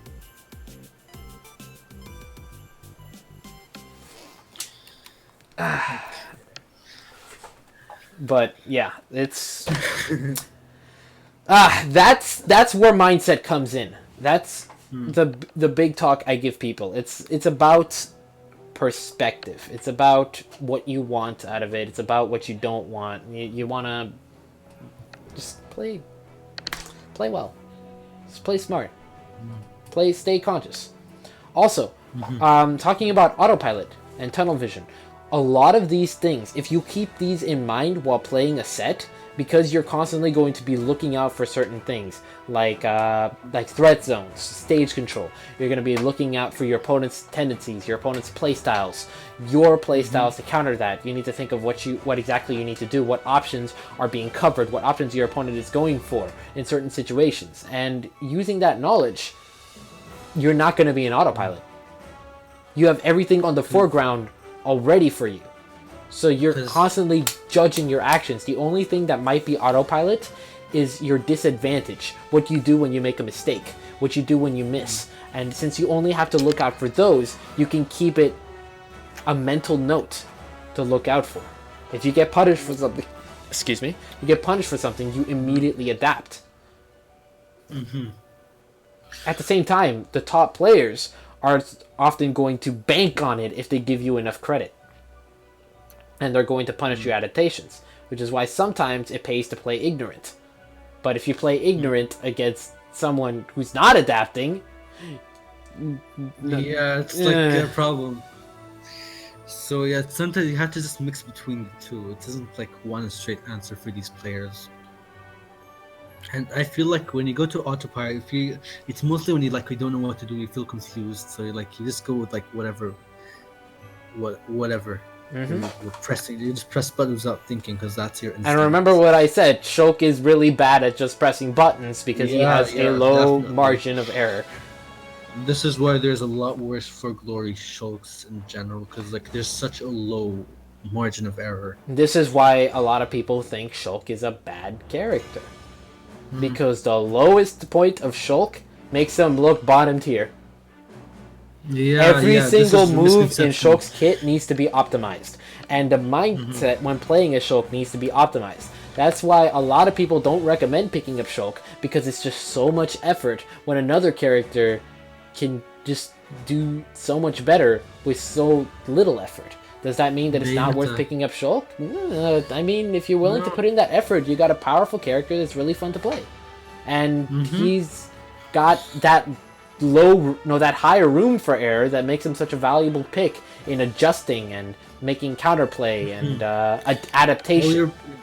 Your tools, especially of Tremendo arts.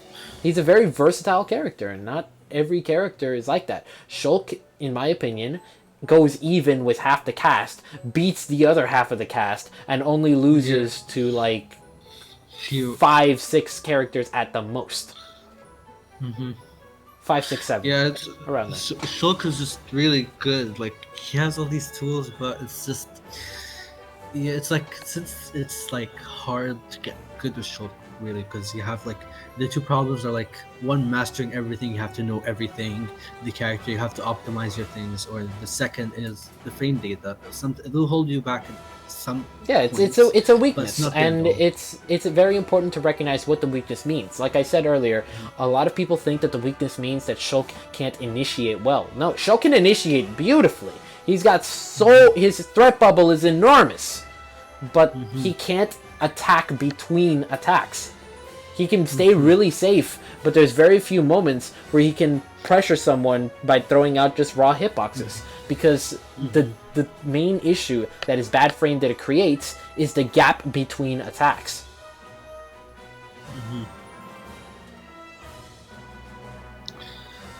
I get it. But I bet you agree with this. It's too many people over exaggerate this weakness, especially when you have all these, or you can take into consideration all these other strengths in particular. It's not like you don't have range, you have weak frame data, and you don't have all this adaptability to work around certain situations. It's like a lot of strengths to one weakness. Sure, that weakness might be big. Yeah, but those strengths are it doesn't enormous. weigh- You have the it most doesn't melee weigh- range in the game. You have the best aerial momentum in the game with jump art. You have the second fastest running speed and the fastest walking speed with speed art. You have incredible corner carry potential. You have great coverage, lingering attacks that cover so much range. You have incredible safety with those attacks. You have great power, great shield damage, pretty good shield pressure options with Malk and Buster, and you have this among the safest landing options in the entire game with Broken Malk, camping. Buster Broken Malk. camping. You have timeout potential with Ghostwalker. You have things like Monodowart Ledge Snap, which still is being developed, the meta for that. Shout out to Get Shulk in the chat. Yes, King. I love this character so much. I'm like ready to put in the effort for it, and honestly, the more he's being developed, the happier I am. It's just we need to show people that we're getting there, and hopefully more Shulks will come up. The way I feel right now, I feel that none of the top Shulks are top players. Yeah. That's why Shulks aren't making much waves, but they're doing pretty good. Nico's doing pretty good in his region, but he needs to work. He already has a pretty decent understanding of fundamentals. He's pretty strong on that aspect. Before I started devoting all this time, I felt like he was the strongest one in fundamentals. Now I feel I'm getting there. He needs to work on Shulk's advanced techs. He needs to work on Shulk's advanced techs because there's so much unused potential that he's just missing out on. Until very recently, he didn't even know how to snap the ledge with air slash. Then you got Dark Wolf, who's kind of skipped the fundamentals lesson and just focused on Shulk's advanced techs. Has a powerful advantage game, but not a very powerful neutral. He gets carried by Shulk's advanced tricks like Malk, and all the combos that result from that. And he's spectacular in that. His conversions are great. He's very hyped to watch, but he doesn't adapt very much. I remember like the Little Mac. It is some part of matchup and experience as well. But you know, I gotta give credit to Nico because when last I watched him, he was playing Halloween. I remember he was starting to use more tech, and he eventually won the tournament as well. Yeah, I did see that. He's been Yeah, getting yeah, a he's lot starting better to- because I've been urging him to. I've been saying, Malk is important. You need to snap the ledge. You got to do all this good. I don't care if you don't learn anything else. Please master Malk. It's Shulk's I'm just strongest happy. option. He's I'm already just decent really in happy. fundamentals. He's got that. Yeah, I'm really happy for him. And I See? just hope that all goes well, and he's really, really getting better. And Dark Wolf as well. I'm like, I haven't seen Dark Sure, Wolf play in the longest time, so I can't say anything about him. yeah, he's picked up Cloud as well. So so he plays, like different eyes. Maybe it opens his eyes to like different character, different perspective. You can understand the game a bit more, which I'm happy for. So hopefully he'll get up as well, and like he has amazing what was it called? Like the Canadian tournament, I forgot its name. When he got 13th, Get on my level. which was get on my level. Yeah, that was like a really happy moment. I feel for all Shulk mains. I'm just really I just love this character. Yeah. Noob Shulk asked in the chat, in my opinion, what are Shulk's worst matchups? I believe Diddy Kong, Fox, a few others. I actually have a list that I have been working on releasing a new chart since the other chart that I released way back in the day was a little essentially I think Diddy Kong has a clear advantage on Shulk. Then you got Fox, Pikachu, Rosalina with slight advantage, and then you have the characters that I'm not entirely sure of, which are Sheik, Cloud, and Ryu. I believe overall, Cloud and Ryu are possibly even because they're just volatile. They're super volatile, but Shulk has the tools he needs to win. And then you have Sheik, who is very possibly a slight advantage because if the Sheik player doesn't make mistakes, Shulk dies. But if Sheik makes even one mistake, Sheik dies. I feel like Fox is 55-45, but it's just mentally draining because you have to play so differently and have to play so aware and active. Yeah, that was nice. Yeah, Ryu, I feel like Ryu just gets messed up with Ghostwalker. Like if you play neutral well, you can just keep, like you, as you said, keep the advantage going, keep stage control.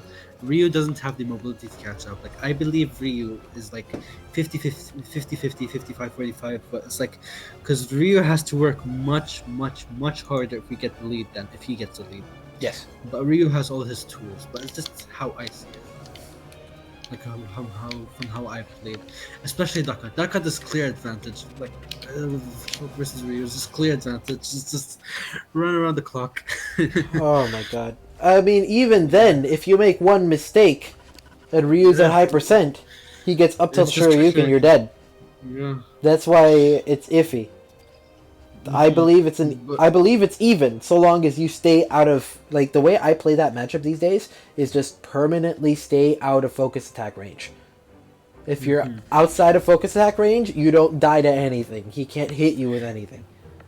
I love Also, Buster another Attack thing versus is Ryu. the red fireballs. Mm-hmm. You Shotgun can Atsu. jab those, and it's faster Yeah. than blocking them. Mm-hmm.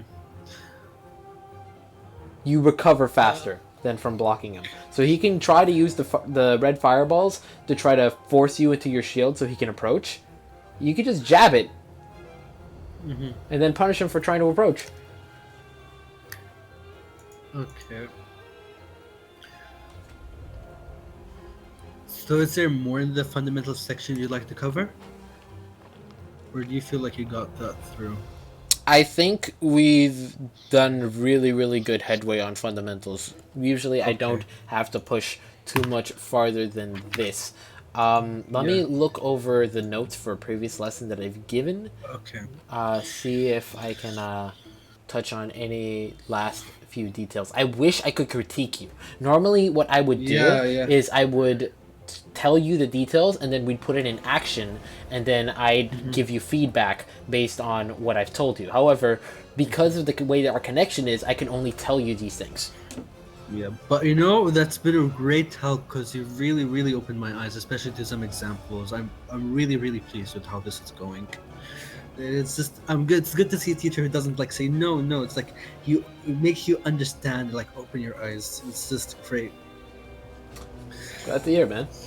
But yeah, that's pretty much everything. There's you have to dig deep into all this stuff, and a lot of things you have to understand exactly what's going on. Here's another thing. One last thing that I can talk about.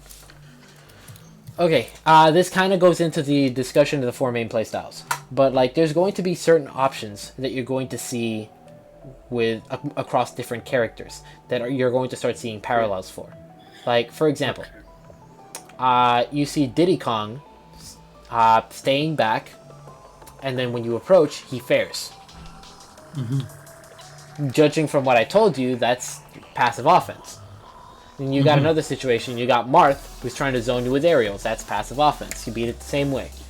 And the point that I'm getting at, even though there are the exceptions, like Marth can throw out the shield breaker, things like that, but essentially that's how you're going to grow the most, is being able to recognize those playstyles and categorizing them and beating them in different ways. There are certain character specific situations, like I told you with Robin, and Marth with shield breaker, Diddy Kong with his ability to side B even when he's holding banana, things like that. But for the most part, you can approach everything in very similar ways. You have to see the pattern in different characters and their playstyles, because then you're going to be able to see a certain thing, like Sheik is staying back and faring whenever I get close. I can beat that the same way I beat Diddy Kong, but then you add in the layer of if you stay too far away, Sheik can pressure you with needles. Okay. And then Sheik is trying to coax you into approaching like that, so you have to think of another way. Even though it's the same general thing that beats it, you have to think of another way, and you can see the parallels from that. And if you start seeing these parallels with across different characters, different styles, you'll start learning so much and being able to grow so quickly. And that's the main thing that made me level up, was seeing these patterns and adapting to them on a dime. Once you can recognize, fill these different playstyles out in their different categories and know what generally beats each thing, you are a step above the majority of the world. Because you'll be able to instantly, on a dime, adapt to your opponent. Instantly. And that's not a technique that's not a thing that many people are able to do. A lot of people require an entire set to fully adapt. But even to bad players. I feel like I'm one of those people. Yeah, like you might reflect on your loss after the set. But no, you need to be able to adapt instantly. See what your opponent wants. Reset the situation. Test the waters. And then jump in for the kill. So from how I see it, for example, like let's say in 6 months time, maybe even more, like once I've got these down, I think from then onwards it's more about looking for experience against people, like different characters, different situations. Like once you got all these down, I feel like you're good to go. Yes. Not good to go, like there's still more to learn, but like there's always more to learn. Once you believe you stop learning is the moment you stop growing. Once you believe you've learned everything is the moment you stop growing. Never think that you stop growing. I personally am always adjusting this lecture that I'm giving. This is my own philosophy of fundamentals. Other people have different approaches to it. There's many different videos on what fundamentals means to everyone. There's many different approaches to discussing stage control. But I believe that what I have is something that makes a lot of sense, and it's something that I've been able to teach. Yeah, it's something that made sense to me as well, especially your examples. Like, oh my god, like the examples you've given really, like, especially because like it just makes sense. You know, it's like it's a good way. I personally don't know how to like express, like I don't know how to express myself in ways like that. It's a lot of practice. I mean. I didn't grow up as a teacher, I'll tell you that much. It's just I learned. Yeah. So that's pretty much it, right? For fundamentals, yes.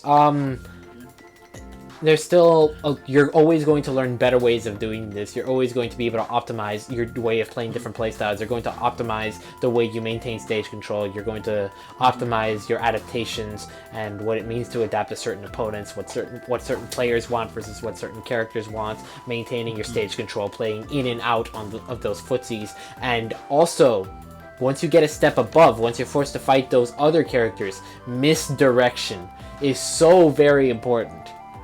And it's not something that I've been putting too much thought into yet. I've been kind of picking the right option and gunning it. But misdirection is so powerful. If, like, for example, what I was telling you around the time we started, being able to force a trigger. That actually, that's something we didn't get to talk about. The triggers.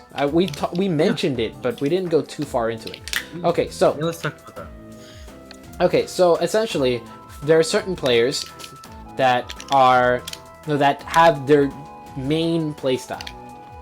Like maybe it's a passive play, like talking about the passive aggressive player. They're a passive player, but on a trigger they will switch to a different playstyle. Like, for example, the cloud players who is going to stay back, charging their meter, and then the instant you come in, they're going to push forward, way forward. Like, even if you back off, like you might think they're doing passive offense because they're trying to zone you out, but if you dodge, like let's say you test the waters, you approach them, you trigger them by approaching, and then they push at you. They just jump in nair, and then they try dash attack, and they try grabbing, and they try all this other stuff. I see this in myself because like when I'm like I feel like my personal playstyle from how you describe it is passive offensive, but when I like say I ghost walk because like I like to camp a lot, like active defensive. Like let's say I get hit, I'll suddenly switch to passive offensive, like my normal playstyle, rather than staying in camping with like active defensive. Well, I wouldn't say Ghost Walker is active defense. You're staying out of the range of the opponent's stage. You're constantly playing what active defense is trying to take your opponent's stage control from them. While this Ghost Walker is more like passive defense. But then when you get hit, you switch to active defense. You start trying to zone them out.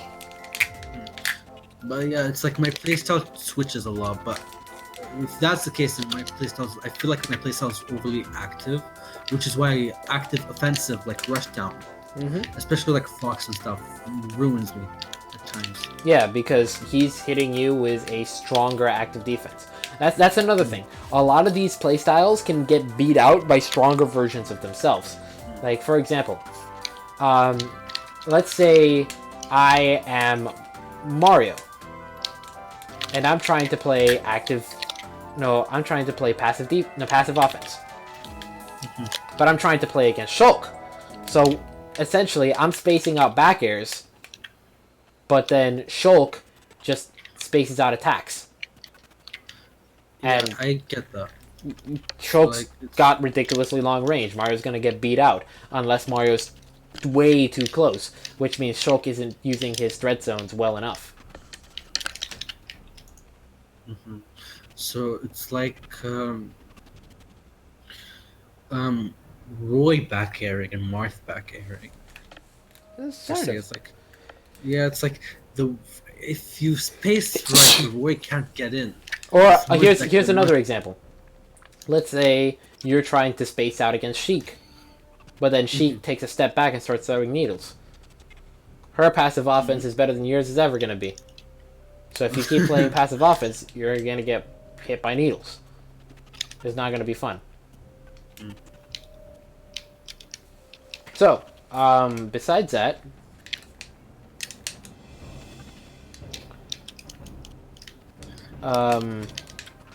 active defense will usually beat a good active defense will usually beat a better one.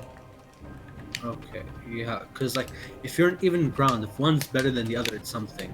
It's who has the Or upper hand. if you have better options in doing certain actions.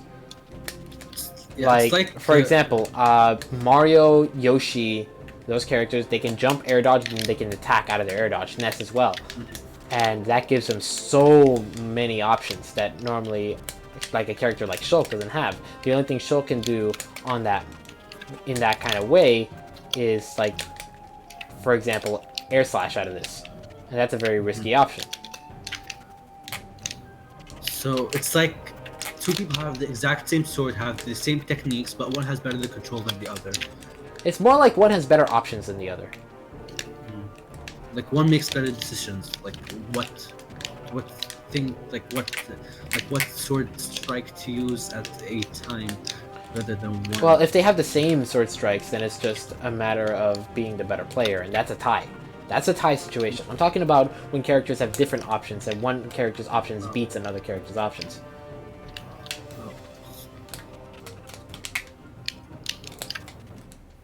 Like, you might think passive defense would never interact with another passive defense. No. But if one character has the lead, then what do, right? It's like Shulk and Sonic. Like when one tries to camp the other, like whoever has the lead has like the more options per se. But like they both can camp each other out. But it's like who has the lead? That's the important part. And if they have the lead, it's that one factor that's giving them the advantage over the other. Mm-hmm. Yeah, I get it. I think I get it. Okay. Let me go ahead and look over again your notes of what you wanted to do. Okay, so you said your perceived weakness, you hold forward too much. We talked about that quite a lot, about how to punish holding forward and why holding forward is bad. What you should do instead of holding forward in those situations where your options are limited and you're telegraphing your approach is just weave backwards. You can actually fake the attempt of holding forward. Like, let's say I knock you off stage. Okay. Instead of jumping straight at me, go for ledge. Or you can come at me, but stay at the ledge. Stay at the border of the stage. So that if I run backwards trying to cover your approach, you will not be in range of my cover. Essentially, that's the way you escape from this. Now, Besides that, let me see. You're too aggressive. We talked about this. Mindset. We talked about this. Autopilot. We talked about this. Tunnel vision. We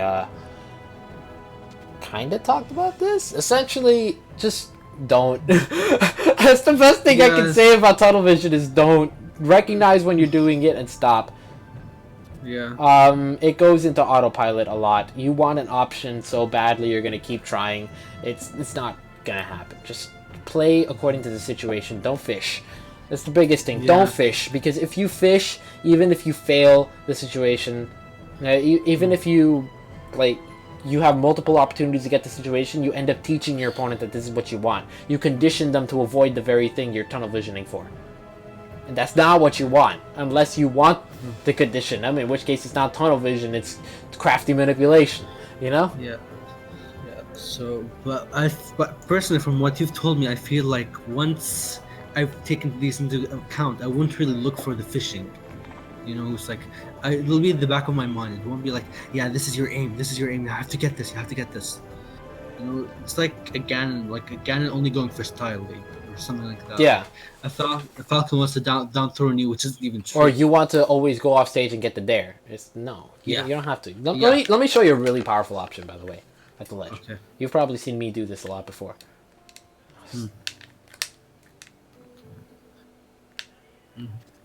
Just drop down and nair in a way so that you land on stage. I call this barrier nair. Yeah. This one and the one from ledge. It's just so powerful, both as an edge guard tool and as a anti-edge guard tool. Like you could also combine this with the slip edge version if you're able to drop down like that. You see right there that dare, not good.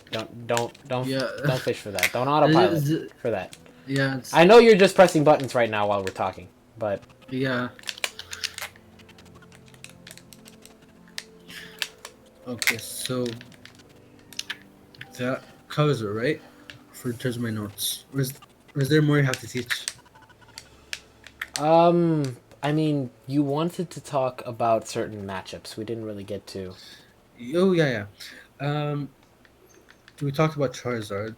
Lucas, can you talk about Lucas and Fox? Yeah, sure. Okay, so we're gonna talk about Fox first. Okay. Okay, it's gonna be very hard for me to show a lot of things in the moment, but I mean, hey, we already know this.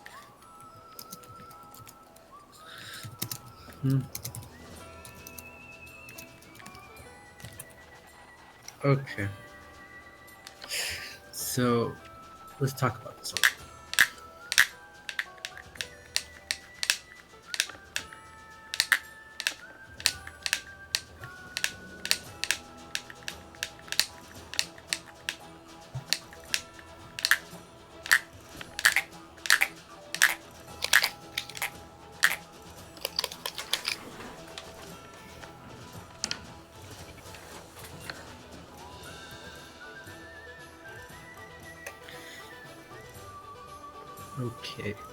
Okay, so here in this situation.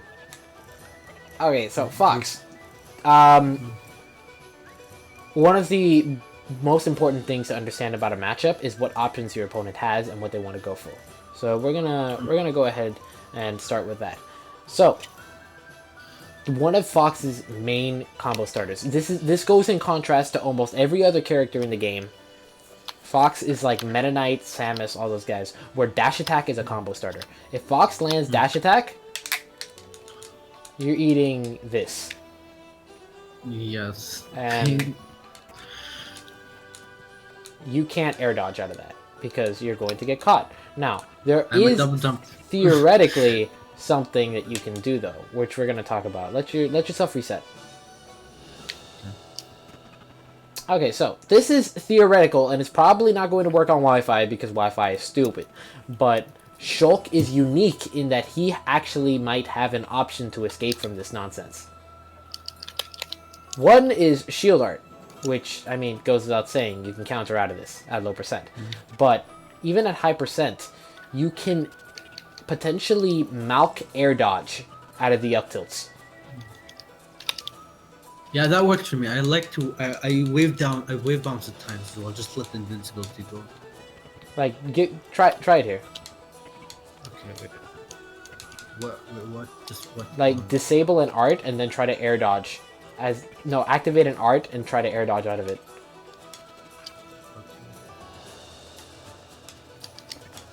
Okay, if this percent is too high. But essentially, that's one idea. We can't exactly test that very well, but that's one idea. That's Wi-Fi. Yeah. Now, there are other things Fox can do, but nothing absolutely guaranteed. Dash attack is one of the main ways of leading into things. Up tilt, raw up tilts, perfect pivot up tilts is also really good. This is one thing that makes Fox unique from most other characters, is that you cannot cross up Fox. Because up tilt out of shield is a pain, especially like with near out of shield is just like. Because I've got a lot of Fox players actually, in order to try to catch you with certain things, they will perfect pivot or turn around shield so that they're facing away from you, because their grab range actually is very weak. Watch, stand still. Okay. Oh, here. Here you're in range. Just barely, I believe. Yeah, just barely. Stand still, don't move. Okay.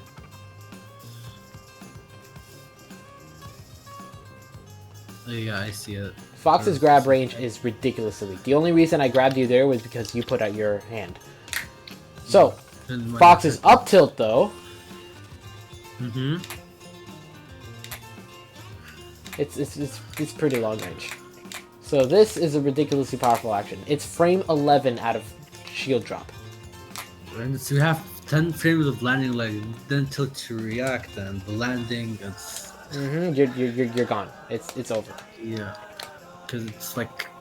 Yeah, it's... And the shield stun as well, because like it's guaranteed to just hit you every time if you mess it up, like if you just cross up in here, which is a good option in most matchups. But here it just gets messed up, which is something I feel I myself do and a lot of Shulks mess up with. Yeah. Let me very quickly touch on something that Nerdy Shirt asked. Why do people say the Luigi matchup is good with Buster? Essentially, if Shulk is in Buster and Luigi blocks one of Shulk's attacks without perfect shielding, Luigi gets sent across the entire stage. It's stupid. It's absolutely ridiculous. Luigi cannot punish Shulk out of shield when Shulk is using Buster, so long as Shulk spaces well. Now, if Luigi perfect shields, that's a slightly different story, but even then it's still difficult. Also, if Luigi catches Shulk in a combo, Shulk can turn off Buster whenever he wants. He can cycle his arts when he's in hit stun. There's no problem. Yeah. Anyways, Buster forward smash against Luigi. Oh my god! If they don't Buster charge, back it's air safe. is absolutely stupid. Forward smash is safe. Forward smash. Oh Yeah. my god, it's just dumb. Now, other things to watch out for. Fox's up air, ridiculously powerful option, leads into certain option selects, like especially at around 60% or so. Here, let me reset my percentage. Okay, no, not your percentage. Wait, I was just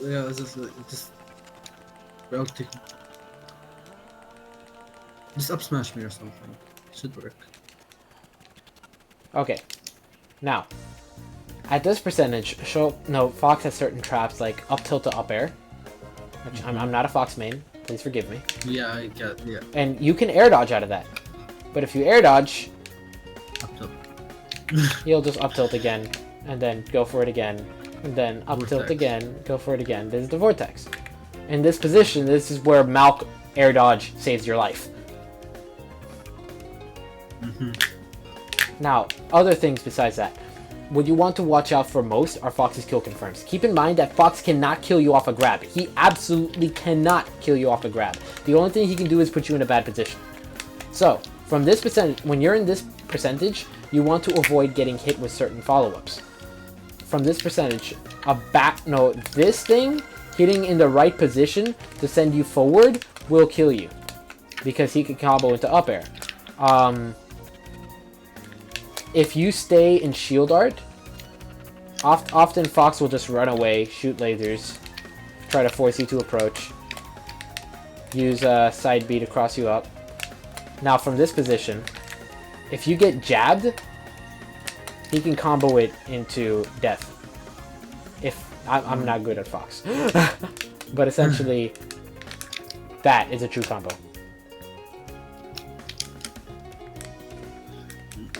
From what I've played with, it's Fox, like, it's safe to go to shield until like 140, because then... Yeah, at this percentage, Fox can actually get you with certain kill setups.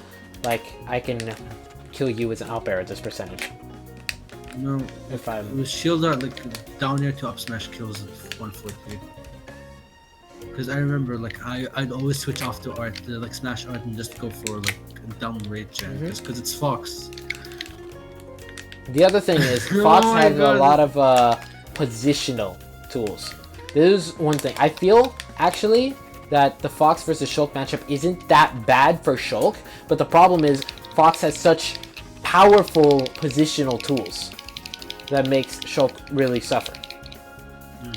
Such as, for example, at the ledge, I'm not going to be... I'll never land this at this percentage, but at this percentage, you got things like auto-cancel down air to... forward air, footstool, and you're dead. It's stupid. Yeah. Just you want to be able to avoid those setups. Now there is something that was recently developed, which might end up spelling death. I actually want to test this out. Yeah, Ferret footstool. Not just Ferret to footstool. Yeah, slip edge. To it. Yeah, it's happened to me and I hate it. And I just hate it. If you're getting forward tilted and you can't, it's dumb. I just hope that they get the fourth hitbox and like mess it up. Yeah. And, like, you could air slash Now the other thing, at ledge, a lot of times you already know this: back air pressure, nair pressure. This is something you can very easily nair to get through. Yeah, it's just double jump nair. Yeah, the barrier nair. Not fair. If you fair, Yeah, you're gonna yeah. get bodied. But it's not just double jump nair. You want to nair so that the hitbox is above your head. So you want to drop low enough. Like try it from ledge. Try it from ledge.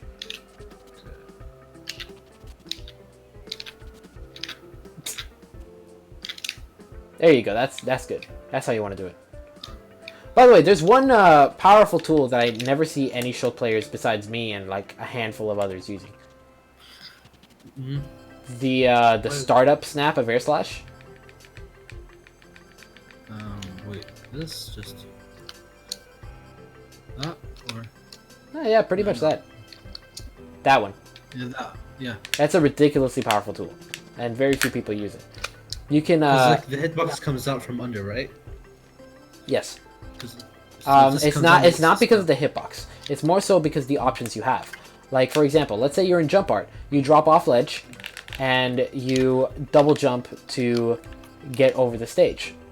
What you can do as Shulk is, instead of jumping to get over the stage, you can up B right at the ledge and interrupt your rising action. So a lot of people will will react to the jump and cover the space around the ledge, but instead you'll grab ledge and get on stage for free.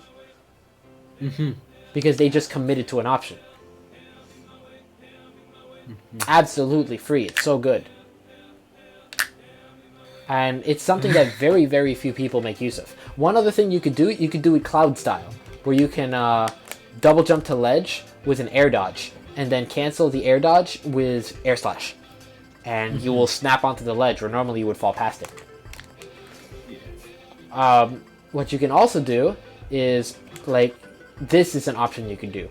You can drop off back air and then up B to re-grab ledge. Fox can't do it, obviously, but Shulk, if you drop off and instantly jump and back air, and then spam up B, you'll grab ledge immediately. It's just different options that become available to you. This optimizing Shulk stuff. Yeah, it's a big thing. Like, but once you have to get the fundamentals down, then I can go on to optimizing. I'm sorry, Tremendo, do you mind giving me 10 minutes? Yeah, Just a sure. little bit, just a little break. Okay, I'll be back. No problem. Take your time. Okay, thank you. Smash stuff. Welcome back, man. Sorry. No problem. Okay. Okay, so So, getting right back into it. Okay, so one thing that's not very well known about Fox yes. is Fox has a better version of our up smash at ledge, which is forward smash. Here, get on ledge. I want to show you something. When you're in this position, Sorry, I just don't move. Stay there. That will hit you, Up and smash- that will Up kill smash you. Up smash doesn't do that. Doesn't hit you when you're lingering by the ledge, right? Up smash? Probably not. I'm pretty sure it doesn't. It doesn't scoop that low. Up tilt does. Yeah, up tilt somehow does. Oh my. And if you get up tilted, you get back aired. Yeah. And it's die. dumb. So Yeah, it's. forward smash is the other thing of if you stay at ledge, you're going to die. If you stay hanging on the ledge, you're going to die. If you neutral get up or roll, you're going to die. But if you do rising nair, you live. If you jump, you live. If you time... Let me just try. Yeah, it doesn't scoop that low. No, definitely not. Up Air tilt, slash or- works. Yeah, it does. Not so much in jump art. This is even worse. Or connect. No, it's set damage. It's set knockback. You can definitely make that work. You know, it's with rage at times. It's like air slash with like against someone with like air slash with rage is just dumb. It's just like it never connects unless you're like can jump. Yeah. But yeah, then comes the part of edge guarding Fox. Now, this is the sad part. Because Shulk's frame data is bad, he has nothing that he can use on reaction except for jab and grab to cover Fox's options off stage. The only thing you can do is anticipate. So, Fox side being, you can't cover that. You have to anticipate it. You can't cover it off reaction. You have to anticipate it. So, when Fox is trying to recover on stage, Yeah. you have to be in a position that, like, it's almost impossible to actually get him while he's off stage unless he reacts to it. And if he stalls himself, like with down B, or if he decides to opt for neutral B instead, it's a mix-up. You're not going to be in the right position to cover that. Or if he air dodges through, you miss your chance. Since you're reacting as opposed to doing anything else, it's not fun. So, from this position though, when Fox side B is closer to the stage, you can actually stay back far enough so that you can cover him as he's getting back on stage. So like if you get back and jab, you'd be able to cover him as he's going into that spot on reaction, assuming there's no lag. This is atrocious. Because another thing to keep in mind is Fox barely has any lag when landing close to the ground with side B. Yeah. So But- just I have to keep that up. Yeah, jab is able to cover that. Now, you have to be at the right distance or else it won't work. And besides that, if Fox is able to hit you with it, he can often combo off of it, which is not fun. Now, if Fox ever has to up B, like if he doesn't have the option to side B, he should die. Go for an option that will cover him well. Don't risk the chance on something that might not work.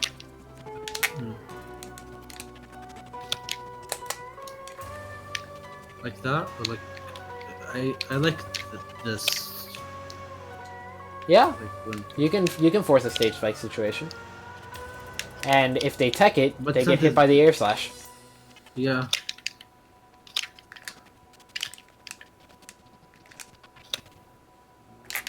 I generally have trouble like with someone doing an attack right off ledge. I generally have trouble with that, like dealing with that. Dealing with So what? my best like today facing Bayonetta, always like here jump side B, but I only know how to deal with it as with vision, like. But I felt that it got stale over time. Oh, okay. You mean people who attack from ledge? That's Yes. because you're too close. Remember, Oh. you are playing reactively when you're covering ledge options. However, if you play reactively and you're inside the opponent's threat zone, you're gonna get bodied. That's just common sense. You can't possibly react because you're too close. How are you expecting to play reactively if you're too close? What you have to do is you have to take a step back if you're going to play reactively. So that same Bayonetta, who jumps from ledge and uses side B, will go above your head if you're staying at that position and crouching. And then you can very easy up tilt and just hit her out. Sheik from ledge. Sheik jumps up and fares. You can take a step back and cover that. Fox side Bs from ledge. You could take a step back and cover that. Every single one of these options, take a step back and cover that. Alternatively, hold shield. Because if they hold shield, then you're going to beat all of these options. There's a position, actually, that is able to cover almost every single option from ledge on reaction. Come to where I'm Which one? standing. Okay. Wait, sorry, Stand in the speed exact... walk. No, do the exact same thing I'm doing right now. Okay. From that position, I think you're a little too far away, actually. Come a little closer and face away from ledge. Okay, so if I roll, I'll end up right in front of you. Yeah. If I neutral get up is the only thing that can somewhat get away from this. That's why neutral get up is such a powerful option. Let's try forward tilt. Wait, that pushed me. No, forward tilt isn't going to work. Just trust me on this. The main thing you can do from this position, if your opponent is going to neutral get up, is dash grab on reaction. Yeah. But it's often not worth it. Just at that point, just play for stage control. This is a cover for everything but neutral get up. Now, if they get up attack, hold on, stand still. You're too close. Oh. Face away from ledge. Here? You're just You're you, away. you notice how you were just out of range. Yeah, and then That's the you do perfect this position. and- No, Like- don't. like- This is playing reactively. This is a reactive playstyle. You're not going to be able to react because it's Wi-Fi. Yeah. Okay, so right there, if I get up attack, you can punish it because there's so much time until I can shield. If I try to jump an attack, you can react to it by holding shield. Or, for the most part, you could just run backwards and get out of range. Yeah, It's just hard Wi-Fi, because it doesn't let Wi-Fi. me- It's not going to happen. Yeah. Also, because Here? Fox is one of the characters that can actually reach pretty far with this, while other characters would be forced to like get back in the position. Other characters might be forced to reach with like a fair or something. Fox doesn't have that luxury. If Fox tries to jump over you, you can up tilt. Yeah, it even And beat the almost air dodge, anything like, you can do, you can hold shield, react to it, and air slash. Yeah, you just mix it up there. I mean, I didn't really mix up. I tried to get past you. Also, it's Wi-Fi, so I don't blame you. I'm giving you And the information so you can practice it on your own. Okay. Now, beyond that, the kill confirms. You know, you got this into that. You got Yeah. jab into that. You have up tilt into back air. You have soft dash Soft attack air. into back attack. Soft nair into up smash. In general, it's all attacks. You will never die from a throw. So if you hold shield against a Fox that is fishing for kills, you will never die. Wait, did I just take that, or was I just imagining things? I tried to up the out of shield. But yeah, essentially, you're never gonna die if you hold shield. Yeah. Like, even at this percentage. What the hell is Fox gonna do? Back throw? Yeah, it won't die. You're not gonna die. All it's gonna do is put you in a bad position. And And then you can... I at least have options instead of just like, I'll try losing my stock. Yes, exactly. Like I have a chance, and Fox's edge riding isn't completely the best. At the same time, remember what I said. Yes. What the player wants, what the character wants isn't always what the player wants. So there's gonna be Foxes that just go for up throws and try to get a up air on landing. And that's where you're going to need to practice Malk air dodge in order to get around that. This is where learning Schultz's advanced tools will come and save your life. I'm surprised Nico managed to do that well without using any of Shulk's tools versus some Foxes. It's just Shulk really has the tools he insane. needs. This Yeah, matchup it's is not like- bad. It's not that bad. It's just... Nico manages without the it's just like wow. Oh yeah, without the tools, you're right. Yeah. Without the tools, it's Yeah, almost props. impossible. God damn. The Yeah, man's it's just props. fundamentals are just so good. Yeah, I'd love to see what he can do with all of his fundamentals. Like if he advances his attack, like if he develops it, it will be amazing.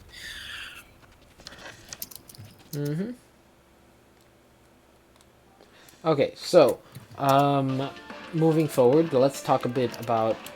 Well, I mean, just going very, very quick run through. Dash attack is a very common approach option. Run and shield is also really powerful, especially with perfect pivots. Now, for the most part, you can just space out, jump a lot, make sure that Fox is... realize that Fox is going to try to catch your landings. Just make sure that you put yourself in a position where Fox can't do all this stuff. Fox can't deal with Malk. Fox struggles to deal with Ghostwalker. But once Fox catches you in certain positions, he can get some stupid amounts of damage or kills off of you. Like up airs, strings on platforms into death, or fair footstool setups. So those are the main things you have to watch out for.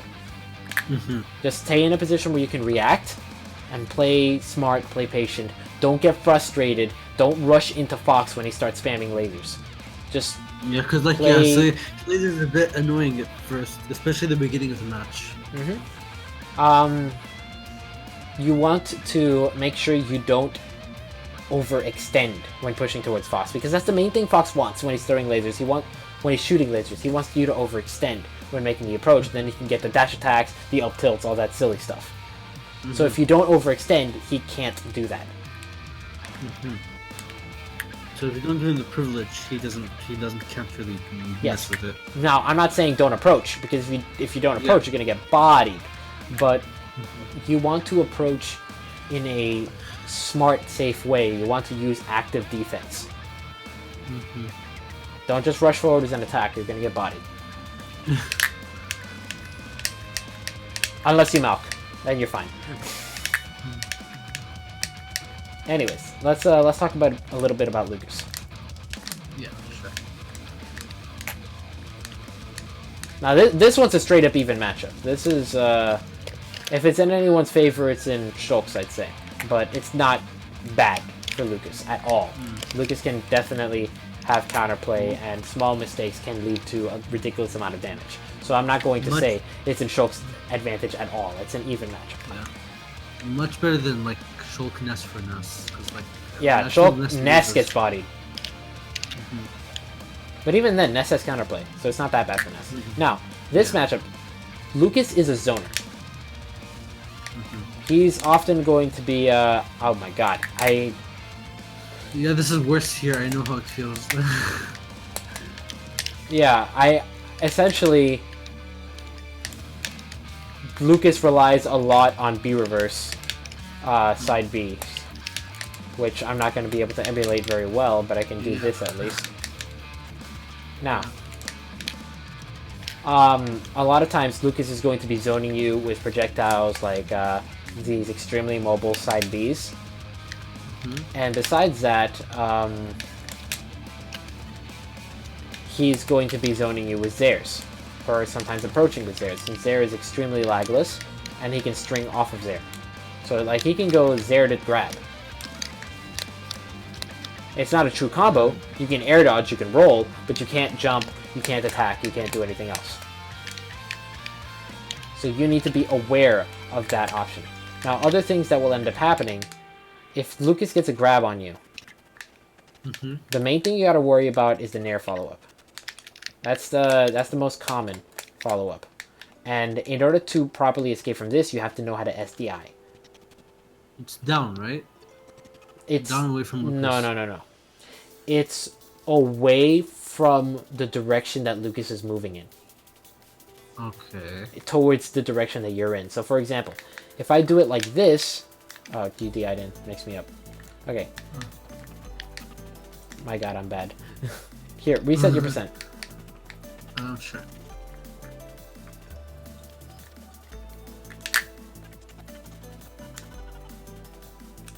Okay, so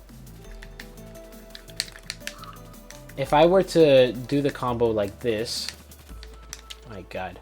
it's the lag, I get it. Yeah, I'm just gonna jump up and do it. Okay. Okay, I'll DI upwards. Just... Like right there, since I was moving away from you, you would want to DI up and away from me. Oh. Because like you're if on the upper facing end. Right. Yeah, so like it's up and away from you, not towards From you. that position specifically. In this one, you would want to DI down and in. Because of your position relative to me. There, it would be up and in. Because Shulk is on the top right. You want to DI in a way away from where Lucas is moving and towards a direction where Lucas will... No, where you'll end up falling out of it. Yeah, That's your main goal. I can imagine. Okay. So like right there, it would have been up and in. Now, other things happen with certain kill confirms. He can do that as a true combo. Just you have to mix up your DI. There's no other way to escape. You're gonna die. It's not fun. Now, here's one important note about up smash. Okay. Lucas has super armor during the first part of his up smash. So if you try hitting him with an attack, you're gonna get intercepted and die for it. There's no way we're properly gonna time this shit. Yeah. Okay. Let's just get like you charge it. I'll just go around. Okay. Yeah. Here's this. I'm gonna fully charge it. I'm gonna fully charge it. Oh god, this is... Actually, let me... Yeah, it just clanks. So what Lucas can do is, against people that are using multi-hits on his shield, he can up smash out of shield and counterattack. Oh, so he can't, like, the other hits won't end up connecting because he's already in super armor. So Yeah. by that, the guy would get punished. I'm actually not sure if it's super armor or invincibility. Let me double check that real quick. Okay. Invincible frame 1 to 4. Head is intangible. Yes, it's invincible. So it's not even super armor. It's straight up invincibility. Oh. God. It's like Lucas just respawned. So he can use it as a dragon punch. Yeah. And his head becomes his upper body, his head, his entire huge head, this big-headed kid from frame 15 to 29 of the up smash, his head is intangible. Intangible. Which, like, essentially, it's like Malk. You'll go right through it. It's like Mario up smash. It stops being a hurtbox. So it makes it easier for Lucas to anti-air people at that range. So that combined with everything else, yeah, it's just Lucas doing this. Don't mess with it. What you can do is you can wait to punish it because the amount of ending lag this has is absolutely enormous. So don't try to intercept it unless you're going for a counter. And even then, make sure you're at the right time. At a position where even if he fully charges it's best it. if I do this. If Yes, I do exactly. That, it's best if I Just give him hands. away. Now, I shouldn't get into the bubble of that up smash. Just attack safely from it. you want to be very careful when going off stage against Lucas, because one small mistake, you end up getting down aired or back aired and you're dead. You don't want that.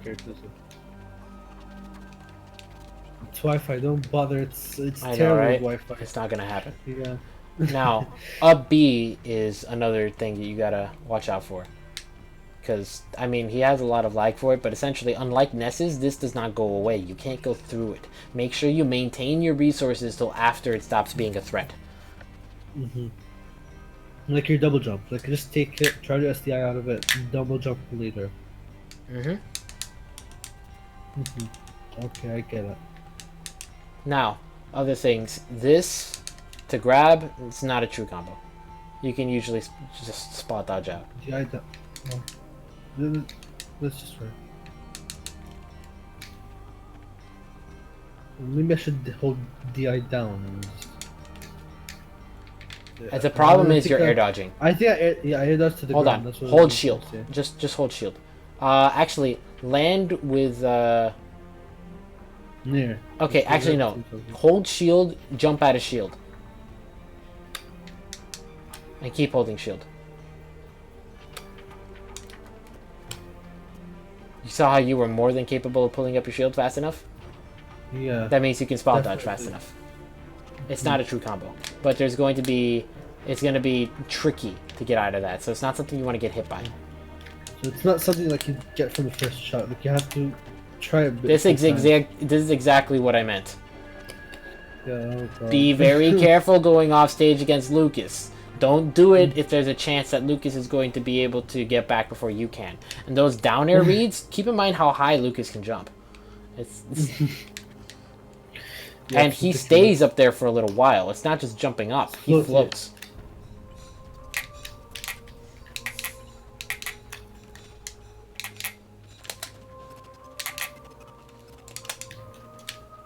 But yeah, essentially Lucas is going to be zoning you and then using the Zair not only as a zoning tool but as an approach tool.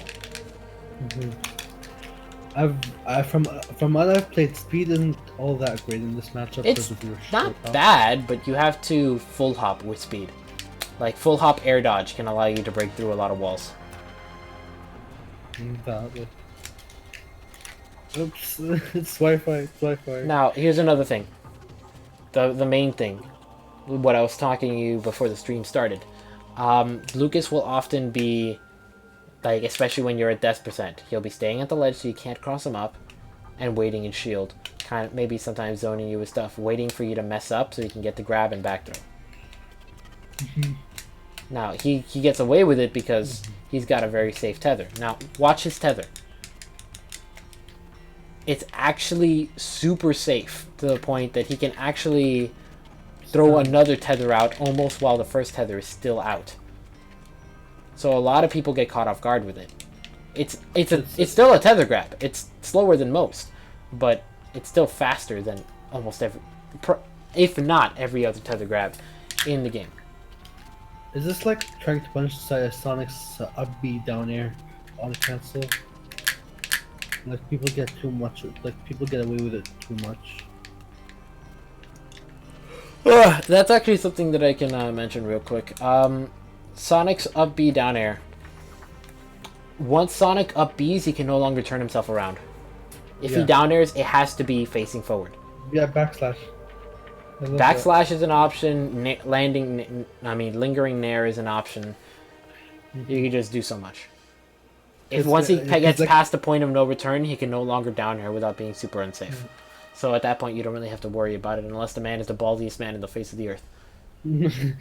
Because a Sonic thing I have, like, you know when you're on top of the platform, they want to like up throw up air. Sometimes they try to swing out of it. If you position it in a way, like if you pivot grab in a way that they're facing down, if they down air, which is something they usually do, like up B down air, like try up air, they'll fall down to their death. If not, they'll just get down and still have the lead and still up there. You know, waiting for the next move. Something I Interesting. like just in the matchup. So you pivot grab on their landing? Yeah, pivot grab because like they'd be forced to spring. Like if they spring down there, because that's a common thing Sonic do. They want to get away, but they don't really see the pivot grab. Like they don't really recognize it. So they think they're safe. Like they'll land back on stage, but they're just side like SDing. I've had it happen more than once. It's funny. Okay. I don't know how to do top players. Alright, so, let me keep moving forward. Okay, so, with this thing, this grab at ledge, there's not much you can do except Malk. Malk is what destroys him doing this. Alternatively, playing right outside that range. But if you play right outside that range and he ends up getting you with his own threat zone and you get dash grabbed, you're dead. Like, once you're above 100%, you gotta start being scared of his grabs. More so than usual. But in general, this matchup comes down to don't get grabbed. And that's not that hard, considering he's a tether character. Same thing with Zero Suit Samus, but without the extra pressure that Zero Suit has. Yeah, and like Lucas's tether is faster.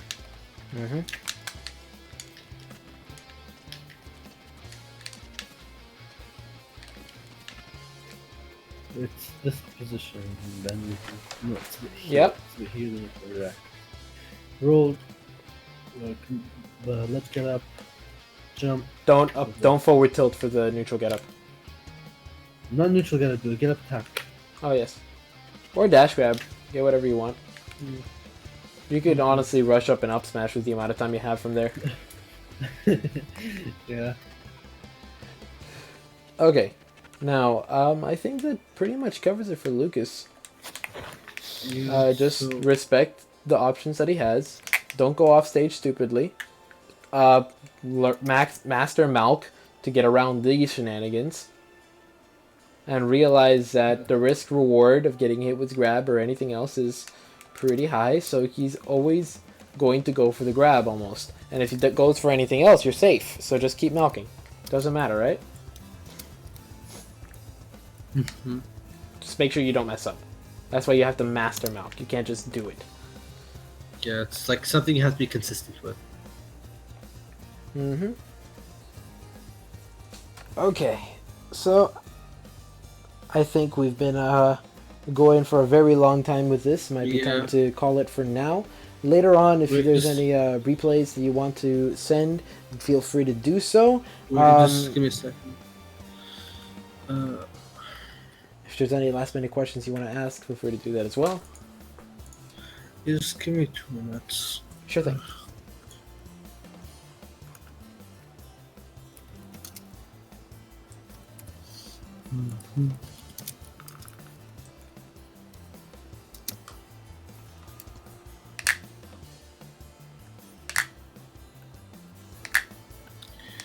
Yeah, I think now's a good time.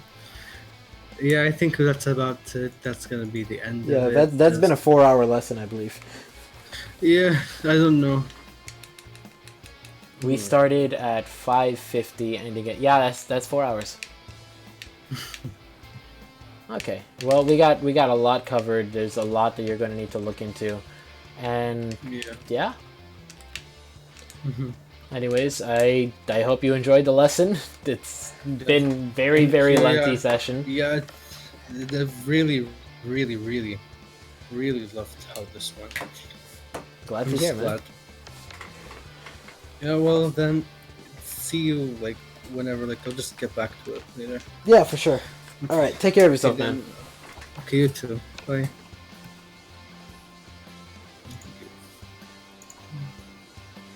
And that is it for the lesson, and that is it for the stream.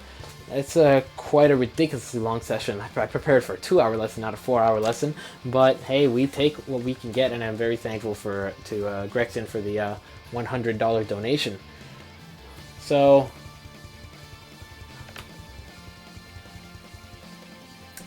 essentially, if you are interested in a lesson like this, maybe not exactly like this, maybe a 1 hour lesson instead, I do offer these lessons for $20 an hour for donations here on stream. If you have not done so yet and you enjoyed what you saw, please consider following the stream.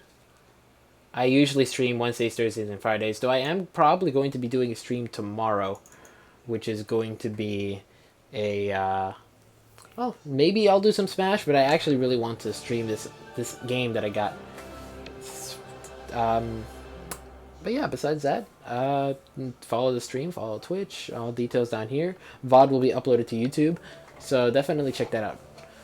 If you want to catch up on any of the earlier parts in the lesson, I'm going to cut out some of the extra bits here and there, like the waiting times. So yeah, it'll be good times.